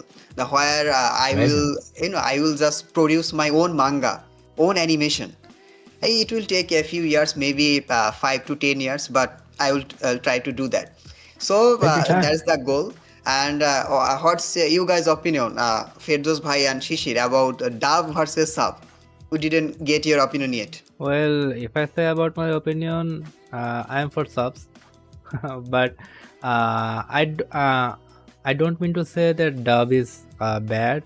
Dub is also good, but not that good as sub, because sub has the real emotion. When we watch in sub, we can feel the emotion of the character, the dialogue, the delivery, everything is really perfect. And in case of dub, we can see sometimes it can't match the vibe, or Yeah, sometimes like One misses the Piece. emotions. But some of the popular anime have really good sub, like Naruto. Naruto have really good dub, Yeah. like Madara's voice. Now Madara's English dubbing is really good, really good. I love it. Pain's voice really good. And I can also say about My Hero Academia's All Might. His dubbing is also really good. It was I am here. really inspiring to hear that. So the dubbing is also good, but if you want to feel the emotion of that character, you can. If you want to feel the character, then I think sub is really the best option. আমার দিক থেকে আমি ডাব দেখতে পছন্দ করি, কিন্তু কিছু কিছু অ্যানিমে আছে যেগুলো সাব না দেখলে অ্যাকচুয়ালি বোঝা যায় না, কারণ এটা পুরাটাই জাপানিজ কালচার বেসড, অ্যান্ড তখন ইংলিশ ডাব দেখা আসলে লাভও নাই, তখন আর কি সাবই দেখা লাগে। আর তাছাড়া আই উইল প্রিফার ডাব, কজ জাপানিজে অনেক কিছু লাইক বুঝি না, লাইক 50% অ্যানিমের কিছু বুঝি নাই, সেখানে যদি আমি ডাবটা দেখি তখন আমি 80% to 90%ই বুঝি। সো ওই জন্য আমি ডাবটা প্রিফার করি। অ্যান্ড যেমন শান্ত ভাই বললো যে ভাই নিজে ডাব ট্রাই করছে, তেমন আমি একটা ফ্যান ডাবিং গ্রুপের ভিতরে আছি যারা আর কি অ্যানিমে ডাব করে বাংলায়, অ্যান্ড ওরা খুবই প্রফেশনালি করে। তো একবার আমি ট্রাই করছিলাম ডাবিং, তো একটা ছোট্ট লাইন নেওয়ার জন্য ওরা আমার কাছ থেকে মনে হয় 100 বার টেক নিছিল ওইটাকে পারফেক্ট করার জন্য। সো লাইক আমি It was বাসায়, really a tough journey even for me. হ্যাঁ I have tried at least for more than 110 times for giving Itachi's voice. The one is like Kisame. Just saying Kisame. I was not ready for it. My natural voice was not matched like Itachi's voice. Kisame, he is a deep sadness vibe. So saying Kisame took me more than 110 times. So please continue. Yeah and এখানে একটা interesting বিষয় হচ্ছে যে এখানে যে dubbing গ্রুপটা আছে ওদের ভিতরে অনেকে আছে, প্রায় 200 জন মতো আছে। তো আমি যখন ওদের ভিতরে গেছিলাম আই ওয়াজ সো শক যে ফ্যান ডাবিং করতেছে নন প্রফিটেবল অর্গানাইজেশন, এর ভিতরে 200 জন নিজের ইন্টারেস্ট দেখায় ওরা নিজেরা আসছে জাস্ট টু ডাব অ্যানিমে ইন বাংলা, কজ তাদের প্যাশন আছে। অ্যান্ড অলসো এখানে সবাই নিজের ক্যারেক্টারটাই পছন্দ করে, যে সে যে ক্যারেক্টারটা পছন্দ করে সে সেটাই করবে, কিন্তু দিন শেষে একজন থাকে ওদের ভিতরে যে চুজ কইরা দেয়। আমাকেও চুজ করে দিছিল। বেশিরভাগ আমার ছোট ছোট বাচ্চা ক্যারেক্টার গুলো পড়ে, কজ ভয়েসটা একটু চিকন টাইপের, তো আমি কোনোদিন আর কি ডিপ ভয়েসের ক্যারেক্টার গুলো পাই না, আমি আর কি চাইলেও নিতে পারবো না। সো জিনিসটা আর কি এরকম। অ্যান্ড ওরা জাস্ট ফ্যান ডাবিং এখন করতেছে, বাট ওদেরও ফিউচার গোল আছে যে হয়তো ওরাও একদিন প্রফেশনালি বাংলাতে অ্যানিমে বাংলায় আনবে, বা কোনোদিন যদি বাংলাদেশে আসে তাহলে হয়তো ওরাই দিন শেষে ওই কমিউনিটিটাকে হ্যান্ডেল করতে পারবে। কজ এখনো বাংলাদেশে সেই লেভেলের ভয়েস আর্টিস্ট আসে নাই যেমনটা জাপানে বা আমেরিকায় আছে। So I think That's an interesting part. You know that I also made a team. I made as a whole community. There is a team for only for dubbing, and there is at least 150 members. There are also mixed of beginner, advanced, intermediate. The advanced are fewer, but there's the point.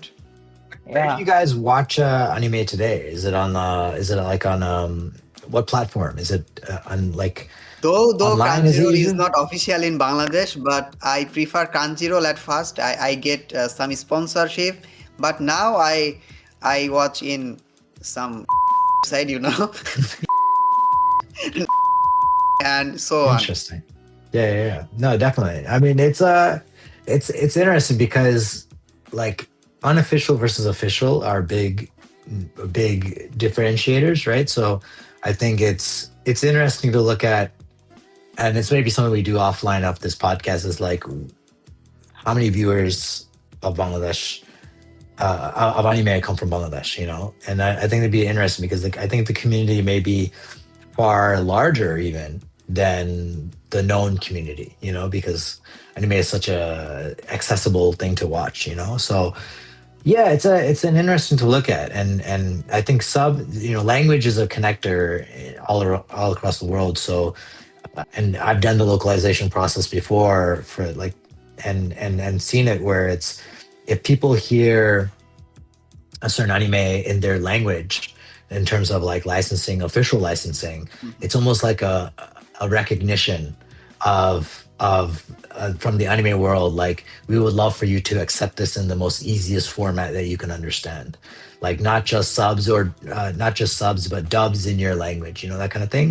So for me it's very interesting to hear that in the fan world and in the unofficial status of things, like, you guys are working towards building fan dubs, and creating these abridged content, that make it easy for Bangladeshis that don't want to watch something in Japanese or English be relating to. I think the concept of where it comes from is a beautiful thing, that we want to connect through anime as much as possible. Yeah. And I think to use language as the facilitator, it's very powerful. It's very, very strong. And to the editor, please beep the illegal side I mentioned. So thank you. But এইখানে একটা জিনিস আছে, মানে এমনিতে website যদি আমরা pay করে দেখি, তখন আর কি অনেকগুলো আলাদা আলাদা ওয়েবসাইটে পে করা লাগে, কারণ ক্রাঞ্চি রোলে সবগুলো অ্যানিমে থাকে না, বা নেটফ্লিক্সে গেলে সবগুলো পাওয়া যায় না। সো দিন শেষে আর কি মানুষের মাইন্ডটা ওইদিকেই ডাইভার্ট হয়ে যায়, কারণ এক জায়গায় সবগুলো অ্যানিমে পাওয়া যায়। সো আই থিঙ্ক এটাও একটা reason. Also, Crunchyroll is not even official in our country. I mean, you cannot buy Crunchyroll with taka. You have to go through a party, or you have to just... Netflix is not also available in our country officially. Those who have dual currency bank account, they can purchase the account, but in our local payment system, it's not available. Yeah, it's a frustrating thing, because most of anime fan is now teenager. Let's be honest, they are teenager. They don't have any bank account. Forget about dual currency. Okay. Yeah. For dual currency, you need a passport. Most of the Bangladeshi anime fans don't have that. So it's really tough. So that's how maybe they are go to the third parties, and they become That's how we become pirate. So I have a question to you, sir, that I just want to know your opinion. If you are not an anime producer, if you are an anime YouTuber, how would you approach the content? How would you ensure to connect your fans? I mean, what do you did for the anime community?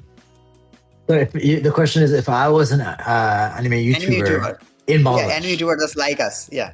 in Bangladesh, right? Just suppose you have, yeah, in Bangladesh, or you can say in international perspective, you made videos about in English, okay, Okay. and you have 1 million subscriber.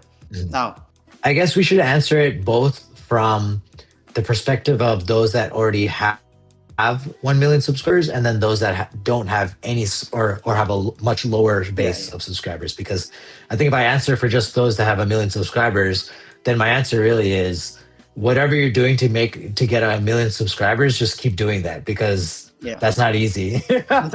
You know, 1 million industry from far away virtually, and they still are part of the community. They still are contributing to anime because they're an artist that's trusted in the anime industry, or even in animation industries other places around the world.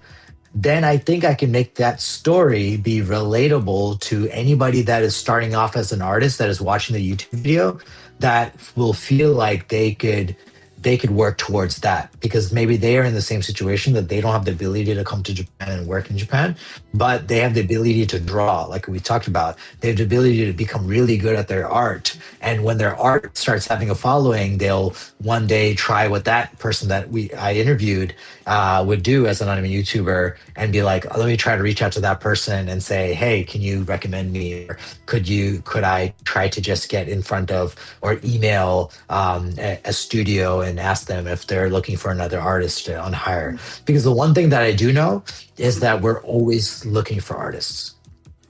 There's a shortage of artists in the industry. There, as weird as that sounds, as weird as people are like, really, there's a shortage of artists in the anime industry. The truth is, yes, we have a big shortage of artists in the industry, because you have to be really, really, really good.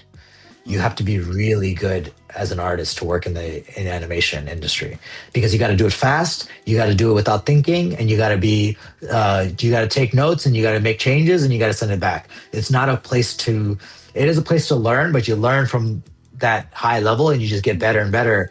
But it's really hard to just start and not know how to draw and get started on working on Nigenga, right? Like it's really hard to do that. Sometimes you can. Sometimes you get into cleanup, and sometimes you get into it. But if that's the goal, my goal as an anime YouTuber would be to try to get the stories of those that are still working really hard from far away, to try to get in the industry to make those stories heard. Because I think that's storytelling in my mind. Can you share something in Bangladesh perspective? You know, there are some audience. Okay. Actually, this was a question from the audience. If someone wants to contribute to the anime industry in international level, Yeah. like you are doing, contributing it an international level from just like a Bangladeshi boy. Just imagine a Bangladeshi boy wants to make anime or write manga in an international level, working on Japan. So what should they do? I mean, what could be the steps? Do you want me to get really specific? Yeah, please. I mean, how specific? Okay, I'll try to get as specific without getting too specific. If I was doing it from the Bangladeshi perspective, which I don't know if I have the full right to do so, but I'll try. It is my idea at that point would completely change. I would, as an anime YouTuber, then no longer focus on other people.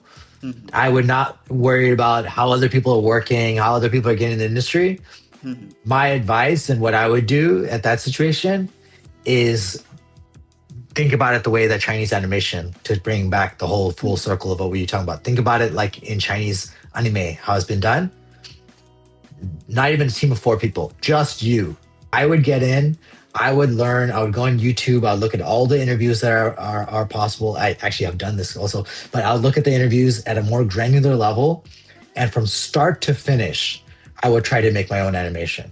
And if that's not good enough to show the world, I'd try again and again and again, and do the process from start to finish. And I would personally look at the book of Makoto Shinkai. If you look at Makoto Shinkai has started a lot of his early short film animations that are absolutely beautiful. Absolutely incredible. Garden of Words, 30 centimeters a second. I might have butchered that 5 seconds. name.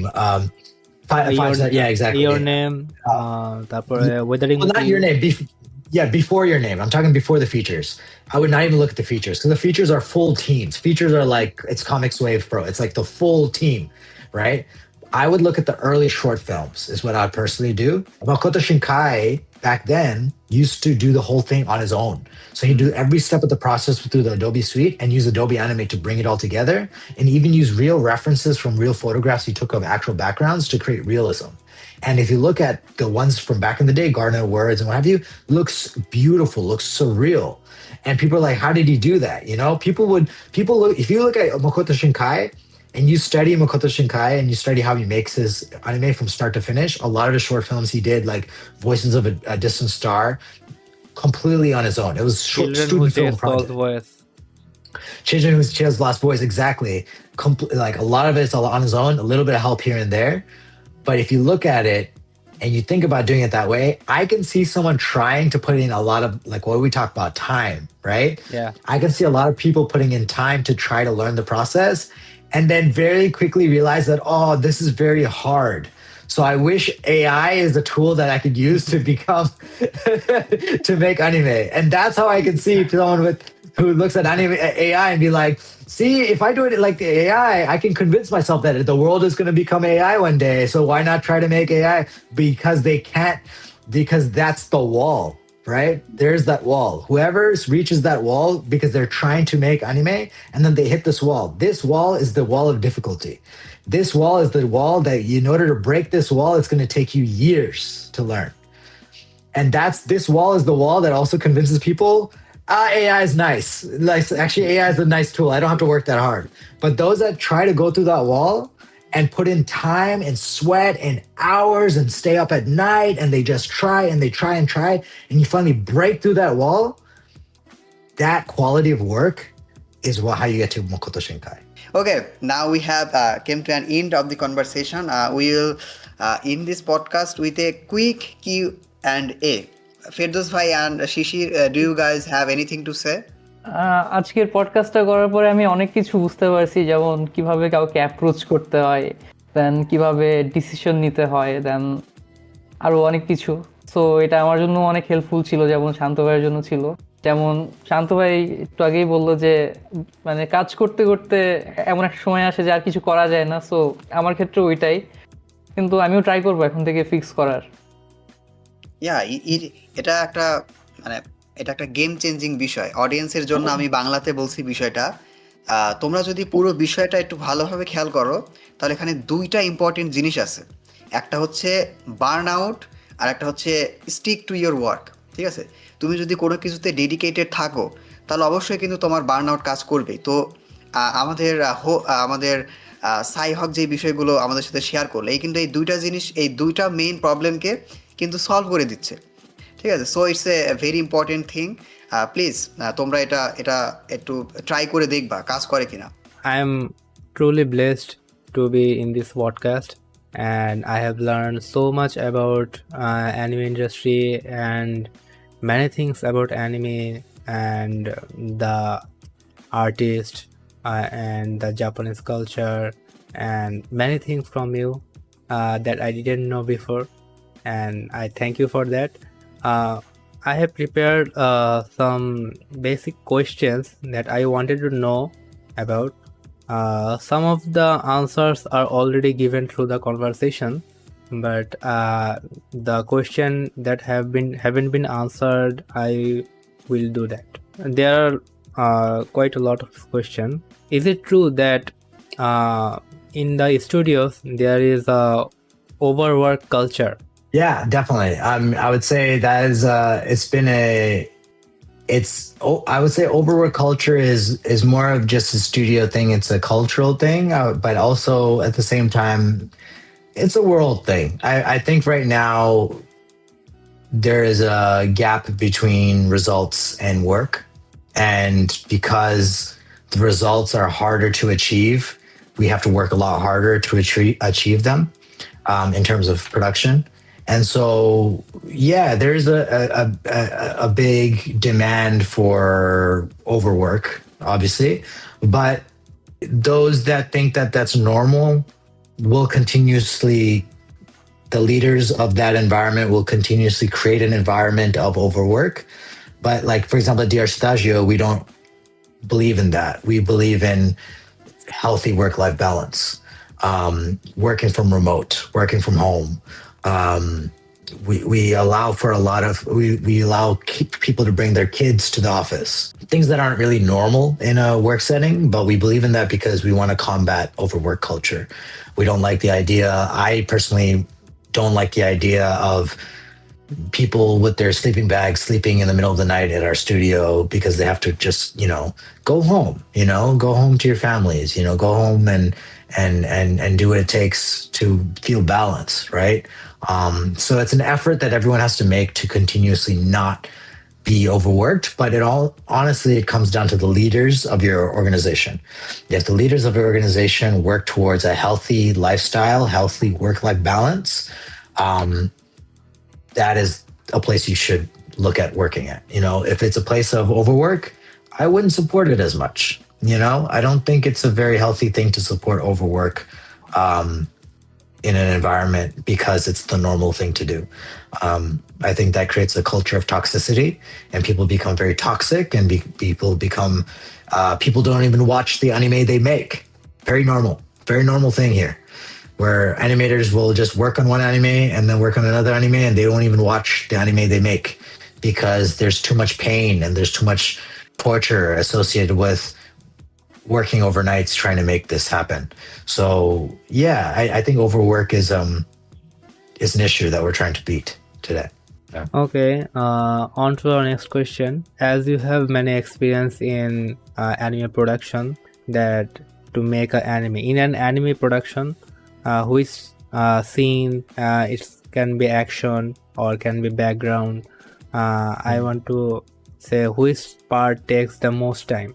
I think it's different for every project, right? Because the story determines how much action or how much drama or how much still work is happening, right? So like romance anime is a lot more talking heads versus like Jujutsu Kaisen, which is like straight action, right? Like action and adventure. So I think it is different for every project.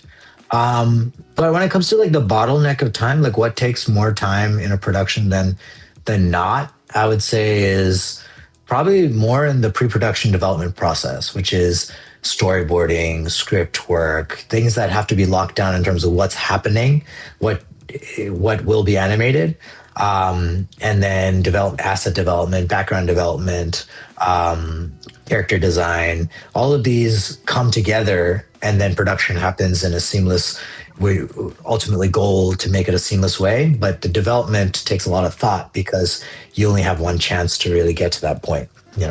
Well, you should have only one chance. Usually, you go back and you rework certain things if you need it, but you have to look at it that way. Yeah. So next question, to make a single episode, how many people approximately works? It matters on the level of animation, because if you're trying to do something high animation, then obviously you can't do it with a smaller team.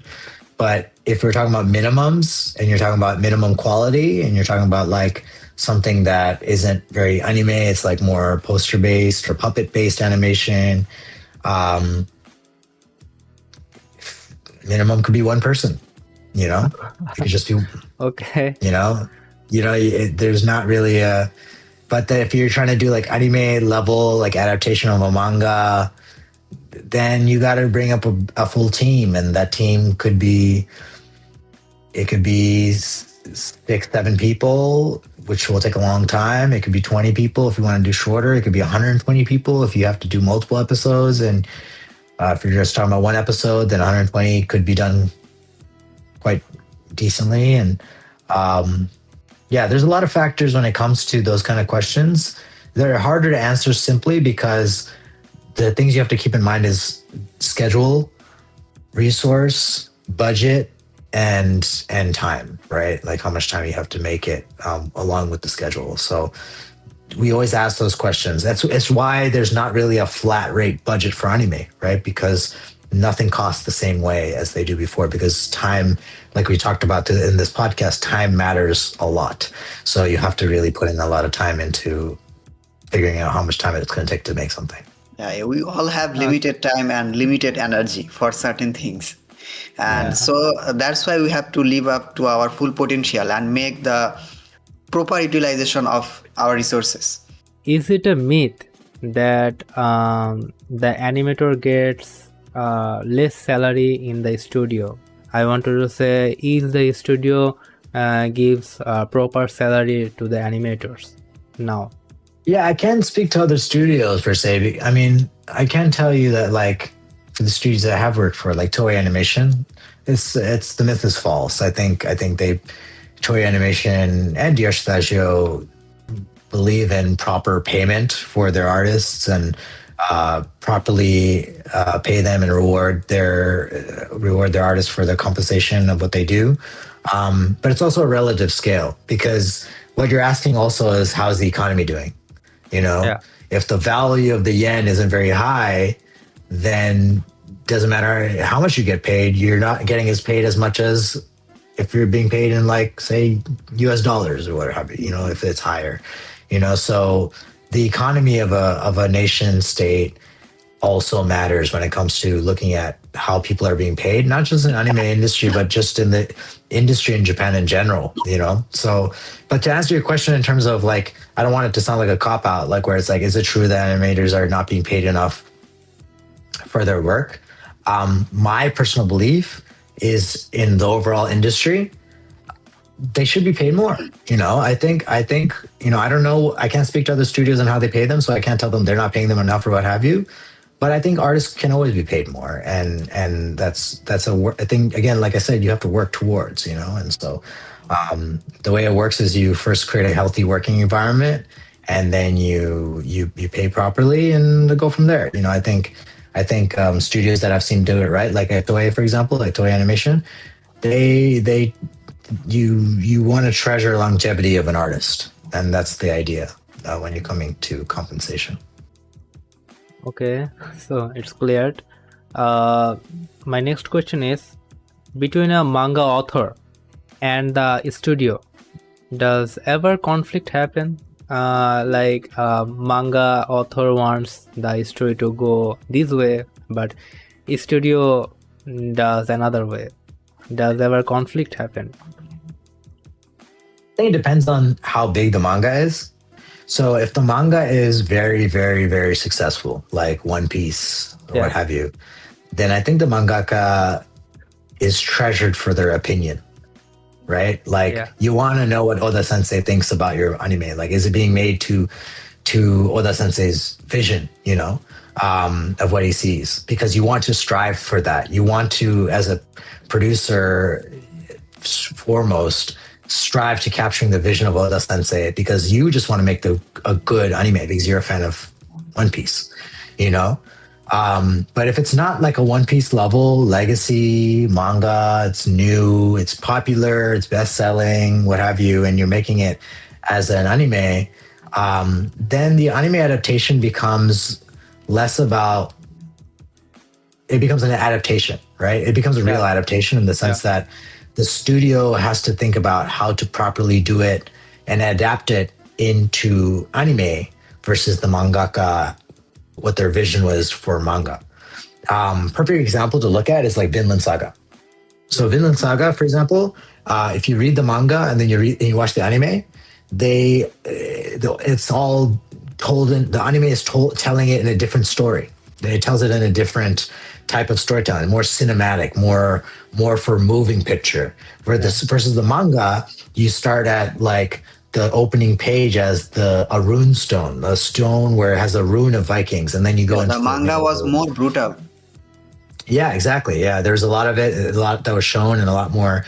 But also the story beats are different, right? So the story beats in the manga follow a different pace and follow a different length of time, because you have more time to tell in a manga for a story, especially if you have multiple volumes. And then in the anime, you have to make it fit. So you have to figure out what fits in the mold of 22 to 27 seconds. And then you got to do that for a full season. So you got to cut out some things to make it work. So you got to look at what's important in a device when it comes to that. So some of it might be agreeable, some of it might not, but you really hope that it lands in the vision of the mangaka, first and foremost, always.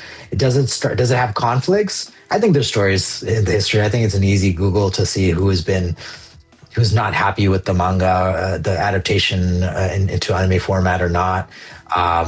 I think some of it could be obvious too, based on how the animation was done or what have you. So that's always there. And when you're working in the creative field, creative differences is very common. But it's also up to, I put a lot of responsibility on the leadership. This could be something that someone listening could take from. If you're a leader of your production, if you're a leader of your manga, if you're the mangaka yourself, the artists are always king in this world, right? So if the artist and the mangaka is the artist and the artist is coming out, you cherish that artist because there's no story without that artist, right? Now, if you want to listen to what they do or say, that's really up to the leadership. But if there's a creative difference, it's up to the it's up to the leaders and the mangaka too, to be able to come to a resolution, a place where it can work for both sides. And that's the one of the key aspects of professional creative. Creatives are really good at, and creators that are trying to become professional are really good at creating. You could be really good at creating. But like they say, writers write, professionals rewrite. And the reason they say that is because professionals are those that are really good at making sure that the other abilities of artists that are working on this project also are heard and give their say in how something works as well. So the best works that are out there are those that are able to take it back and rewrite it in a way that it works for anime format versus just trying to do it faithfully between manga and anime. We sometimes see bad animations, but we don't know why the bad animation happens. So for the bad animations, who to blame? Is it the director, is it the artist, or the production team বা higher ups? We don't know why the animation is bad. So if the bad animation happens, then who to blame? I think this is a very, very interesting question, because asking who to blame or who is responsible or who should be held accountable could be, like you said, it could be so many different levels. It could be a conglomeration of multiple failures in the process to get to that point. It could be a failure of one person. It usually isn't. It usually is a multiple failures thing. So it's really hard to blame one person. A lot of people do it, and it happens all the time. Yeah. And not just anime, but in live action, Marvel movies, what have you. Everyone likes to blame that one person, the director, what have you. In case of One Punch Man, everyone was blaming the director because of her background. So that's why I got the question. And my opinion, and is shared by a lot of folks too, is that I don't think that's fair. I don't think that's honestly fair when it comes to, I think a director should hold themselves accountable as a director, but I don't think it's fair for others to hold the director accountable outside of the production, because the real story is the truth. And what people are doing when they blame one person is they're ignoring the ability for it to be more than just one person's problem. And that in any sense of form is somewhat not fair, because think about it. If you were in their shoes, right? It doesn't matter what level of experience you have. Think about if you were making an episode of something that everyone is really excited to watch. And I love the fandom of disliking something too. You can dislike something because it's your full right to dislike something. I think it's totally cool, because I don't think everyone should have the same opinion, right? Like if something is good or bad, right? And I think it's totally cool for the fans to pressure if something's bad or fans for something good. But when it comes to blaming that one creative for the failures of everybody else, or whatever had gone wrong, or if it was above the creative, if it was above the director's payroll that the decision was made for certain decisions, it doesn't matter, because by the time the blame already happens, if the director said that it's not my fault, then it's too late. The fans it's hard for people to listen to defense versus acknowledgement, right? It's sometimes easier for the director to just say, unfortunately, it's sometimes easier for the director to say, "You're right. It's my fault. It's my responsibility. I'm sorry." But honestly, at a creator to creator level, I think I say try to be empathetic. Try to put yourself in their shoes. If you were the writer, if you were the creator, and you were doing the show, and you saw it didn't, imagine how much that person's heart is broken, right? And imagine like what kind of situation were they in, where they, even though they know it's gone bad, that they have to make another episode and another episode, another episode, another episode. You think after the first episode that they would be like, "You're right, it's bad. Yeah, let's make another episode just like that." You think that's the case? Like, I don't think that's the case. I think the case is that it's too late by the time you know. That is too late by the time you realize that how bad it is. And that's unfortunate. It happens. This is the game of creative. It's a risk. And it can happen to anybody. That's the other thing. Yeah. It can happen to anybody. So it's hard to put blame. So I'm not saying the fans shouldn't blame. I'm just saying that let's be a little bit more empathetic in terms of who to do it, and that kind of jazz. Because it could happen to me. It could happen to anybody. It could happen to anybody that, does that. So there's the aspect. So, but the other thing I will say, which is a cool exercise, this was a cool shift in perspective for me, was when you find a movie, an anime, a TV show, something bad, I learned that there's a really strong power that you can have when you stop saying that show sucked, or when you stop saying that movie sucked. If you stop saying that show sucked and I didn't like it, versus if you start asking instead, what about that show or what about that movie I did not like? And then you start asking why they didn't do it well. You actually, as a creative yourself, can become more powerful, because then you can be like, I didn't like the Tenet movie, Christopher Nolan's Tenet. I didn't like Tenet. And then, but instead of, if I said Tenet sucked, then I'm just like saying the whole thing is just bad. But if I said, I didn't like Tenet because the story was too nonlinear and I couldn't keep up with the pace, and it was too fast and the music was too loud and I couldn't understand what they were saying because the vocal mix was too low and the composing mix was too high. When you start asking why you didn't like something, then you know yourself what's important for you as a viewer. And what's also important for you as a creator. Then you know yourself, okay, I got to make sure when I make my thing, I got to make sure I don't do what One Punch Man did. How do I learn from that mistake? How do I learn from that?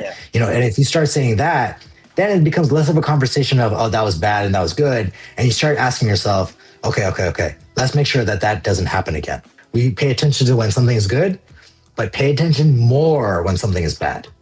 Because when something is bad, then you can learn from the things that you could make those mistakes yourself and avoid doing it if you pay attention to it. So that's how I'll answer that question. On to our next question.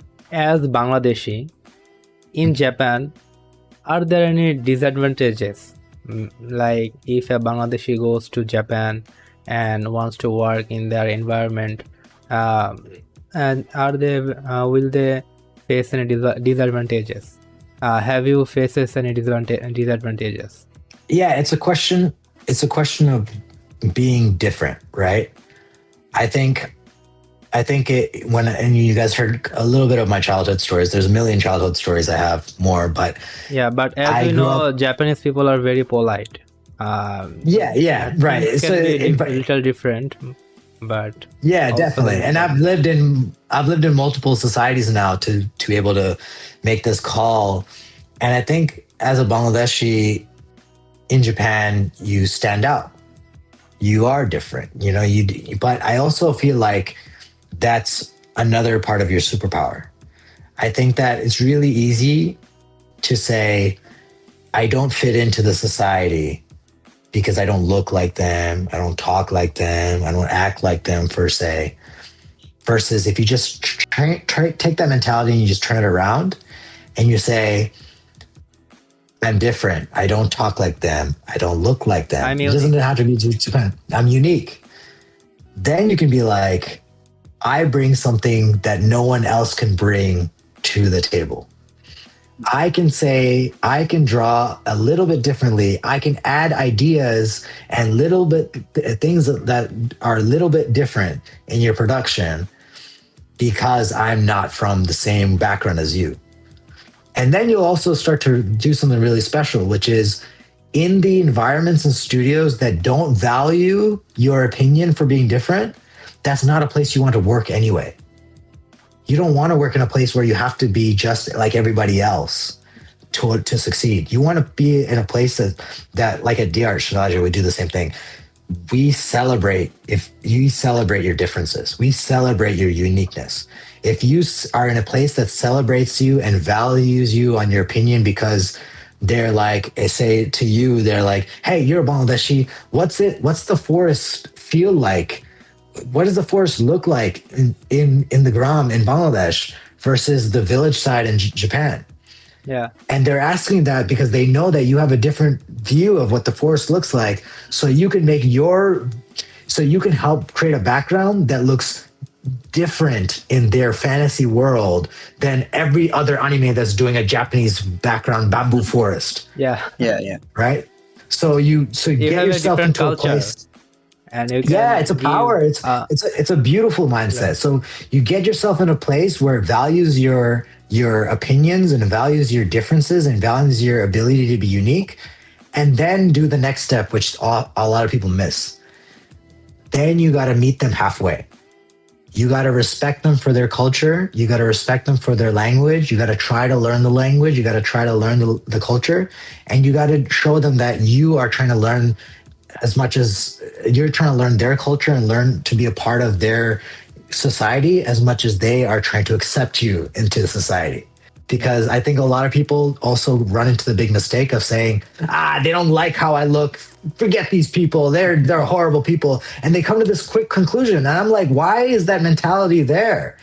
Because they're working really hard trying to accept you, and honestly feel it easier to resist you if you act like you should be accepted. But if you go halfway and you say, Nihongo benkyou shitemasu, gambarimasu, and they're like, oh, he's trying to learn, he's trying to practice Japanese. I'm going to help him. That's part of the nature. I'm going to help him join our society. Then it becomes a place of communication where there's peace, there's unity, there's real learning.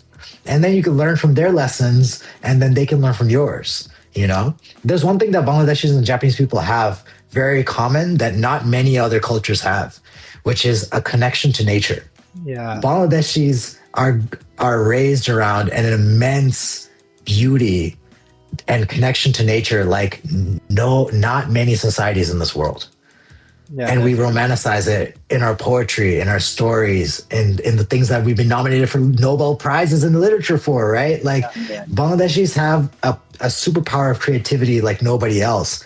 And it really saddens me if someone tries to bring that down. That says, no, tell stories like ours. But if you say, hey, that is beautiful, can you help me make something beautiful with what you learn? That's a place where you really can create something beautiful. But then imagine a place like Japan, where they also find a spiritual connection to nature like we do in Bangladesh. And imagine if people work together to actually make that come to life. That's what I'm trying to do, at least. That's how I'm trying to create value. Coming into Japan or coming to anywhere in the world, acknowledge the differences, but then realize that as an individual, if you're comfortable and you love yourself and you love who you are and you're proud of being a Bangladeshi in that different society, that could be a superpower. That could be something that makes you much stronger as an artist. Just one question pop up in my mind, that before you are working in Japanese culture, from learning your story, understanding the theme, this must be so much competitive. Informally, you are an outsider, right? Yeah. But how did you get into, and not just inside in the community, you just gave so much work and so much effort and give some like the journey. I mean, it's not that easy at it seems, or at we can see. There must be some struggle and the competitive mindset, because there are already hardworking and talented people. You surpass them and get into the DR studio. So what's the story? I am so excited about that. It just popped up my mind. I think it's very much along what we were just saying with this last question. I'm not just saying it to people in this podcast and to those listening. that's what you should do, because that's how you that's what I did to get in. I talked about how my stories were different. I talked about when I talked to an executive, when I finally had a meeting, I had to schedule months in advance or get on a Zoom call or what have you. I talked about my background, not trying to be like them. I said, I'm a Bangladeshi American. All I know is travel. I don't have a place I call home, but I'm making an effort to understand more of my Bangladeshi heritage. And I'm trying to learn more about the stories of my father and my family in the Gram and what they did to survive as farmers, all the way back in the lineage when they were warrior scholars in a time where Bangladesh wasn't a nation. And I'm trying to understand what that means. And I'm trying to be closer to nature because of that nature, because I know that it runs in my blood, that my father and my mother are Bangladeshis that had an immense amount of challenges and being in a new area. And now I'm doing the same. I'm coming to Japan like my parents in a new area that I don't fully have the knowledge and the ability to fully just be accepted. And when you become vulnerable and you pour your heart out and you're transparent to that exec or that person you're talking about, I learned over time that they open their heart so much more than if you're just saying, I'm a good artist, trust me. Because when they know that you come from a very personal background and you are trying to be accepting of cultures and you're trying to learn about things that you didn't grow up learning, or you felt like you missed out on life and you're trying to be on your hero's journey, they see someone that they would be happy to work with because they could constantly learn from them as well. If they were interviewing somebody that they could just put in a pipeline and say, hey, good luck with your process, I'll see you someday and you could become an animator, that's not the companies that we're talking to anyway. Toei is not like that. DR Stage is not like that. When I talked to Toei Animation, I told them, I will probably be the first Bangladeshi person that has ever interviewed at Toei Animation. I don't know who else you guys work with, but I have a background that's not like anybody before. And I learned how to tell stories with that background. As a Bangladeshi American born in Norway from a family that came from Bangladesh and is trying to find an opportunity ever since, I'm trying to do that myself. And I think if you're able to say the same thing, that you're able to say, hey, I came to Japan, hey, I came to the States, hey, I came to Europe, France, in animation industry, in anywhere in the world, and you say, I'm from a place that animation is not common, and I love this. I think that will hit much harder and allow you to have much further conversations and working in the field than just trying to be like everybody else. Yeah. Yeah, it was really amazing to hear, Yeah, truly. It's truly the inspiring. greatest achievement that an otaku, an anime fan can achieve. It was really amazing. So, Ferdous bhai, you are Okay. maybe So my last continue. question. Yeah. What was your most memorable anime project, and why it was really memorable? I would say easily The Journey, because I'll tell you why. And it's not what most people think, but it happened recently. I was at one of the largest anime conventions in the States, Anime Expo, in LA this year. And I was on a panel with like Lucasfilm and Trigger and Studio Orange, and I was representing DR Stagio with Artel, and like the different studios that were there. And we were talking about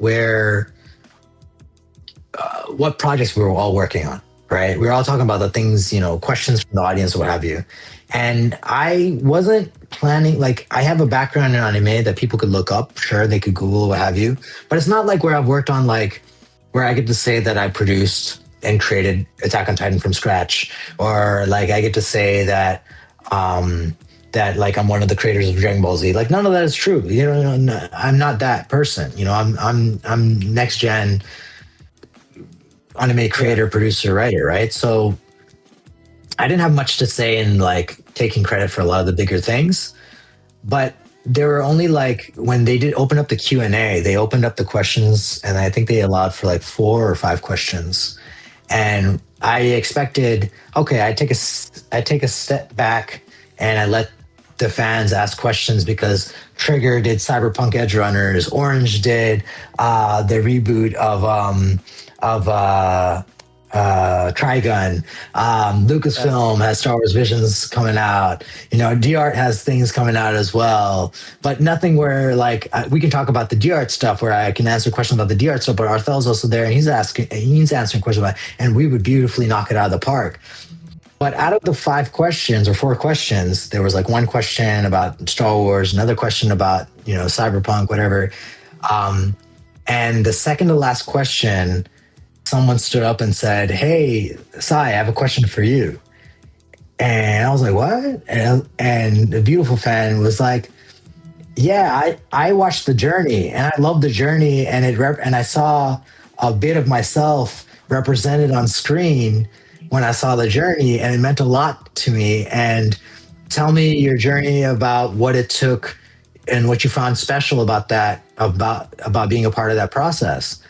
And I was like, "You saw the journey? What? Like you saw something, and then you not only saw the journey, but you saw my name, and then you thought of the journey, and you asked a question, a limited number of questions." Like I was so taken aback. I was so, it struck my heart. I was like, I can't believe you related to something that I was a part of making, you know, like that's amazing.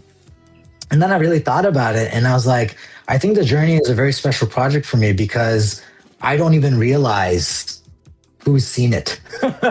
You know, I don't know who's watched it. It's on Crunchyroll, it's on Sony, it's many platforms around the world, and I don't know who watches the journey or who's watched the journey and has been affected by it in whatever language, you know. And I realized that in the making of it, we focused on making a beautiful Sally story come to life in the anime storytelling format, and it's a beautiful dialogue between the two cultures. But I didn't realize how many other viewers and cultures and people that would feel empowered by watching that around the world. And I think that made me realize how impactful and incredible anime really is to viewers, to otaku around the world, because it doesn't matter how specific the problem is that you're showing in animation or in anime in the story. It could make someone watch it and realize that's very similar to what I'm going through. I'm gonna get up and I'm gonna run. I'm gonna become a hero. I'm gonna become successful. I'm gonna beat the system that's trying to beat me. And I think that's what I realized the journey meant to me and what it could set me on the path for. And ever since, that's been what I've been trying to do at D-Art and onward with all these projects. So. Yeah, I think that's why that's been the most important project in my life right now. Well, it was really nice to listen the story, and I also believe Journey is very special to you, and because it's a special anime for you, and we'll also recommend our audience to watch the Journey, and all of I will personally request all of our members to make a video about Journey. Creators who haven't even watched the Journey yet and haven't make a video, I will personally request them to make a video about it, their personal thoughts and their opinion. I would like to hear about that with them as well. And this way many of our Bangladeshi audience will also be introduced. Who haven't watched the Journey yet will also watch the Journey. I would say this. I'd say Journey is far back when it's like my first book. Like I'm like, watch it, but it's all good. I would say the Journey is great to watch right now. Like it's a great kind of to see the evolution. But I'm personally more curious to see what people think of D.R. Shitagio's episode of Star Wars Visions, The Pit. So Okay. our episode, yeah. So in Star Wars Visions Volume 2, we animated and produced the episode called The Pit. Um, and it's a very empowering, powerful story about coming out of a hole, mining kyber crystals. And I would really love to see in the Bangladeshi anime community what they feel about that episode. Well, that is your work with more experience. Yeah, well, I would say that's Yeah. the work where DR Stasia really set in motion the shining of the light. Yeah. Of like, this is the impactful stories we can tell in a universe as big as Star Wars, because it's an official Star Wars episode, and it's an honor in its own right. But I also feel like it's a place where I want to bring a lot of eyes to for people to see and watch and understand like what we're trying to do. But also, I would love to see how people. The journey is a very A plus B equals C. A lot of big aspects of it, and I love to hear what people say about that. But the pit is something you watch and you can have a different opinion depending on who watches it. So I would love to see what people's interpretation of what the pit means for people for Star Wars Visions Volume 2. And then all that jazz. But yeah, that's my personal, I think, watch the pit, Sure. watch Star Wars. But I think I'm really excited for this year coming up. We have a lot of fun projects around the corner. Obviously, a lot of people this year have really enjoyed all of our Sonic the Hedgehog anime that we did for our Sonic the Hedgehog mini series. So for all the fans, I say thank you for supporting that. And I'm excited for everybody to continue to support some of the newer stuff that we have coming out, that I have coming out with some of these guys. And yeah, it's been fun. I've had a lot of fun in this podcast. Thank you guys. I have many more questions, but I will like to talk to in another podcast in some time. Actually, I was in my office, practically do a night shift, so I haven't slept yet because I just was really excited to talk to you. That's why I couldn't miss it. But I want to talk to you with a more energetic and with refreshment and with more preparations. And I hope we can talk to you with a lot more, with a longer duration, and we'll do a really great podcast in some other time. And I will be really prepared to talk to you about more anime stuff. Of course, I love that. Yeah, let's keep this going. I hope everyone has a good New Year's, and graduate. I'll let you take it out.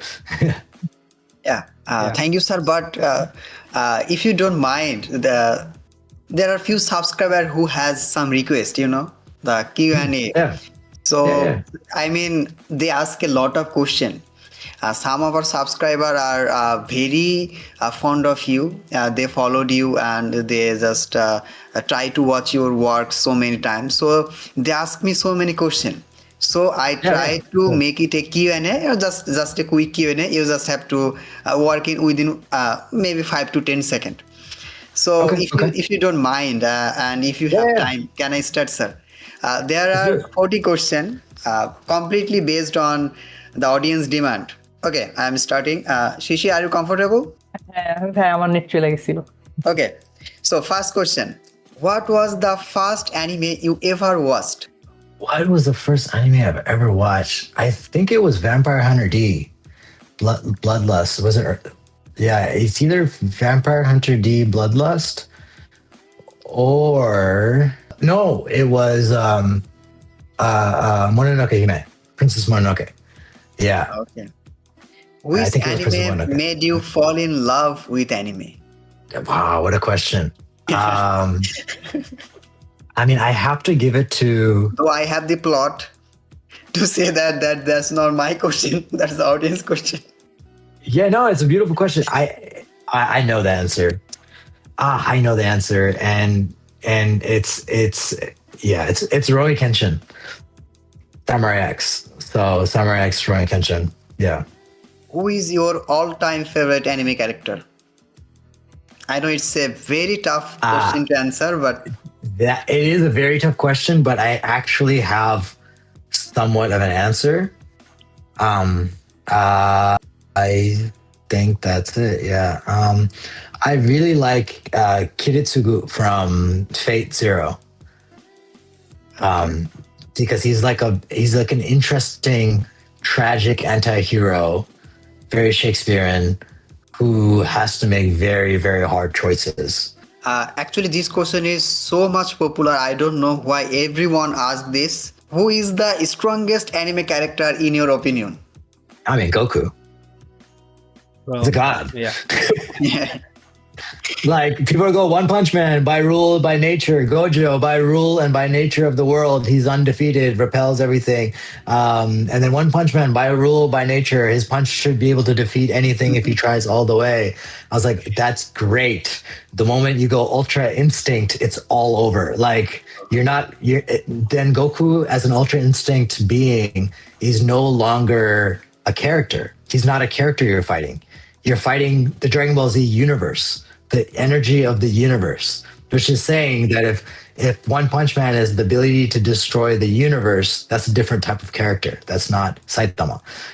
He's very comedic in its sense. But I think it'd be a good matchup nonetheless. Yeah. And Gojo would be a great matchup nonetheless with all the different tricks, nooks, and crannies. But again, I come down to one simple fact to explain myself, which is simple is always better.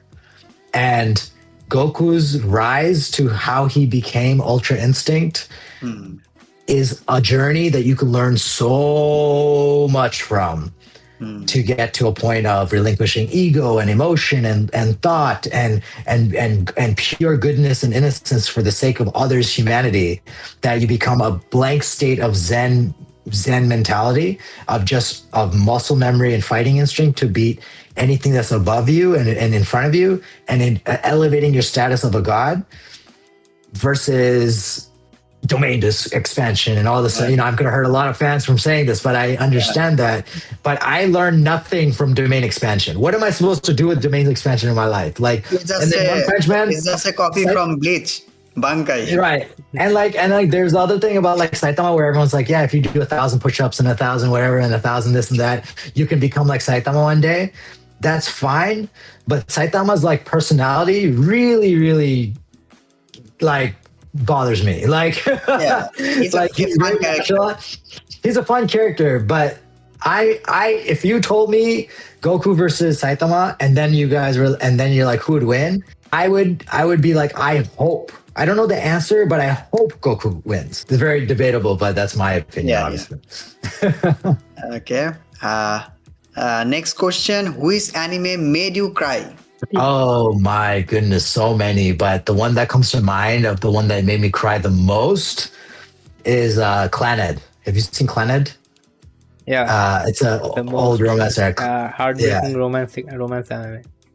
Yeah, Clannad was huge, and then I would say Clannad After Story. Clannad After Story. Hey, you know what you're talking about? Yeah, Clannad After Story. Yeah, the scene with the toy in the field. If you watch the first Clannad and then you watch After Story and you get to that scene, then all of that comes down to that one moment, and you just start crying. It just start bawling because it's beautifully written. But I would say a close second is Angel Beats. If you've seen Angel Beats. Yeah, Angel Beats is also very emotional. But what about Grave of the Firefly? Oh yeah, I mean, yeah, I think Grave of the Fireflies for sure. I didn't even think about that one. Yeah, Grave of the Fireflies is actually number one. I cried more about Grave of the Fireflies than anything else. I have a feature in motion right now that's very Grave of the Fireflies because I know how emotional that story is. But yeah, Grave of Fireflies, Clannad, they're two different kinds of sadness, One is the sadness of humanity and one's the sadness of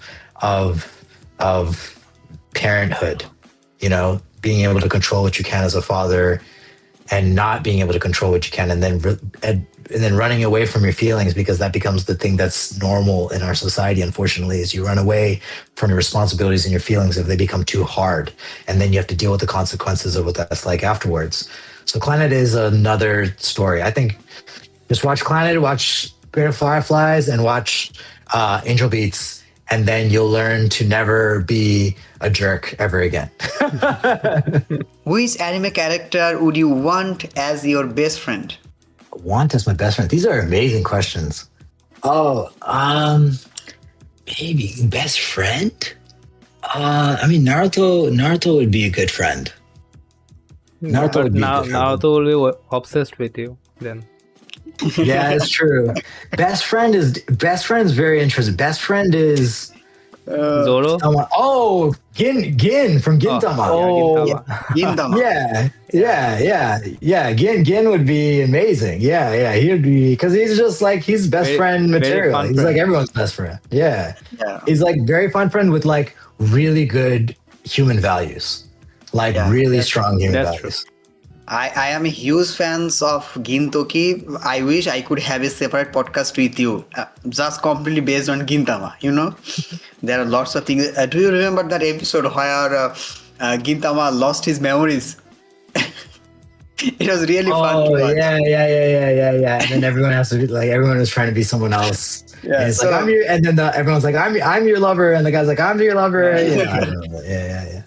Yeah. Yeah, I remember So that. it is amazing. But Gintoki was a great choice. Who was the most overrated anime character? I mean, isn't it obvious now? It's Saitama. Okay.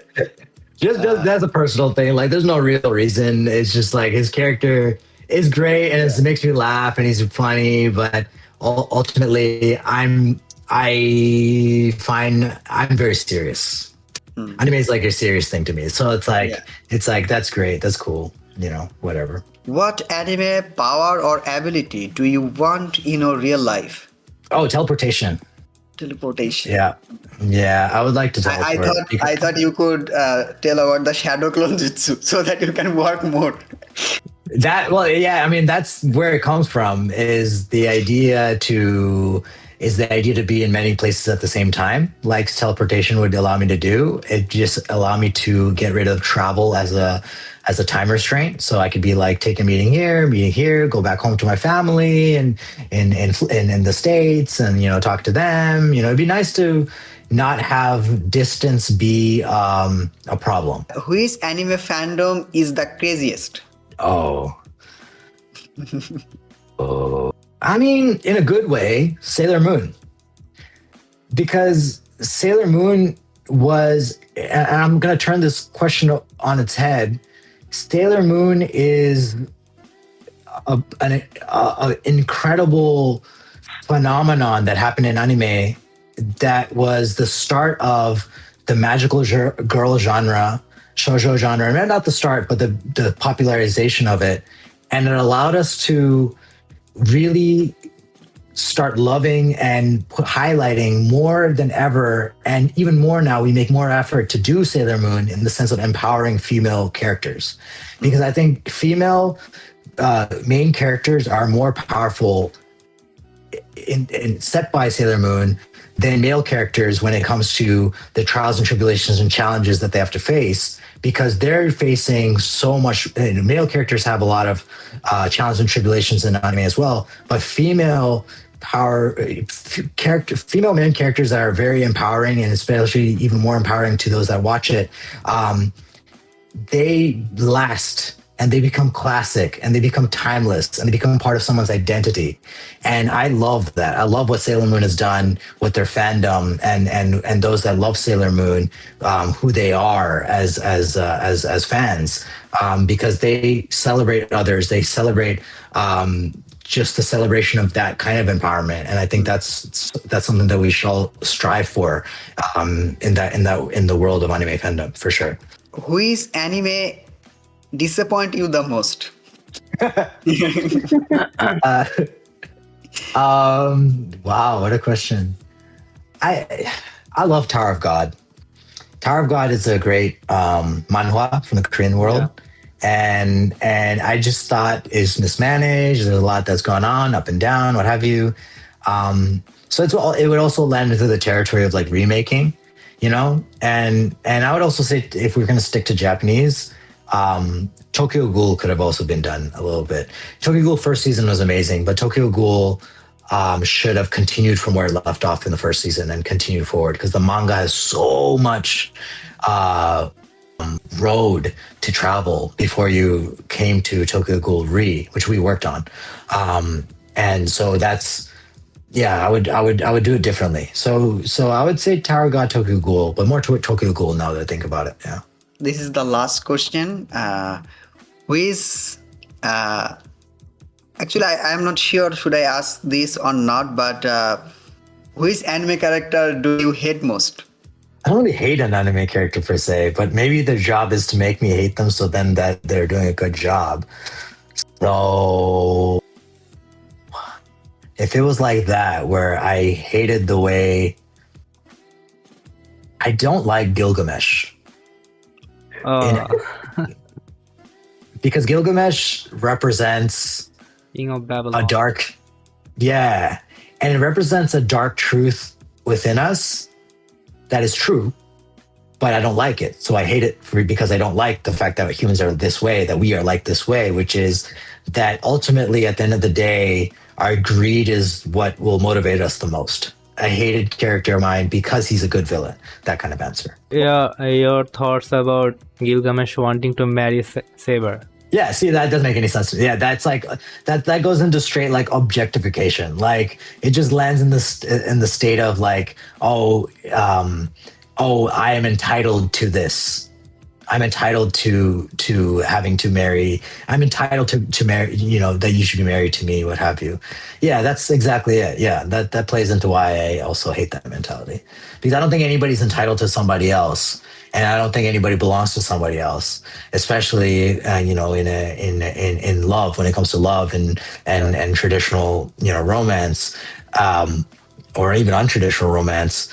But nobody belongs to somebody else, and that's case or form. And Gilgamesh represents that type of mentality. So I just very much find that as a disgusting thing. Yeah. But I don't know why I sometimes gets from Gilgamesh a Gojo type vibe. Yeah, I mean that's a very good call. I mean, but Gojo started that way, right? You know how Gojo is like prequel, or prologue. He talks about his erroneous mentality where all things are beneath him because he was given a God-given talent or a God-like talent, and that gave him that mentality. And then he realizes after the fact, now the Gojo we know today is trying his best to not be that. His real combat is himself. His real enemy is himself, is not to become that version who he was before.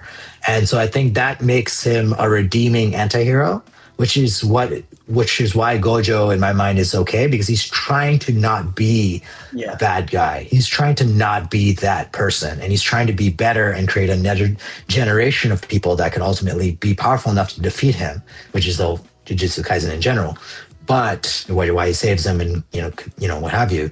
But Gilgamesh never changed. Gilgamesh is always like hundreds and thousands of millennia like that, which is why I've been opposed to that. But that's a great connection actually made. I never thought about it that way. Yeah. Okay, so Ferdous bhai, is there any other question? And that's also today. Okay. Thank you. Thanks to all. Actually, we have came to a conclusion, and my audience must be happy that previously we did a podcast. I didn't take their question, but this time I did take you guys' questions. So you guys must feel some gratitude towards me. Okay. So should I end this, or is there anything, Shishir? আপনারা যা ask করছেন আমার কাছে ওই কোশ্চেনগুলাই ছিল. Okay, so thank you, sir. Thank you sincerely for taking your time to speak with us about anime and all that stuff. Honestly, to say, your perspective, insight, and the anime industry made this conversation truly meaningful. My audience get valued. We get so much to learn. But for the entire anime community, you also not just gave some speech, you also give some inspiration and some real life knowledge about insight of the anime industry. I think that's the most value we can give to our audience. And we deeply appreciate your opinions and value you shared. It was an honor to host you, and we hope this is only the beginning of our future conversation and collaboration.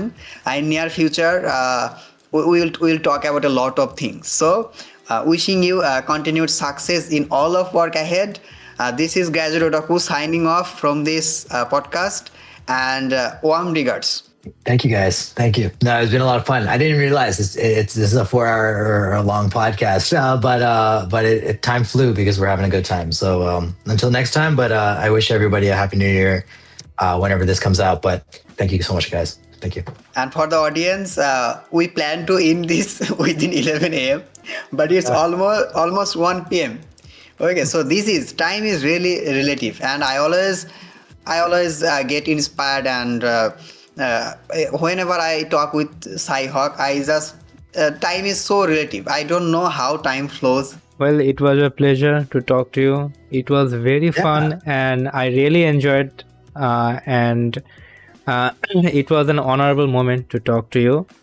I wish to talk to you more about anime and the anime industry, and I think I'll make a really good list of questions in the next podcast if you ever talk, and I'm really looking forward to it. Likewise. Yeah, today was a great podcast.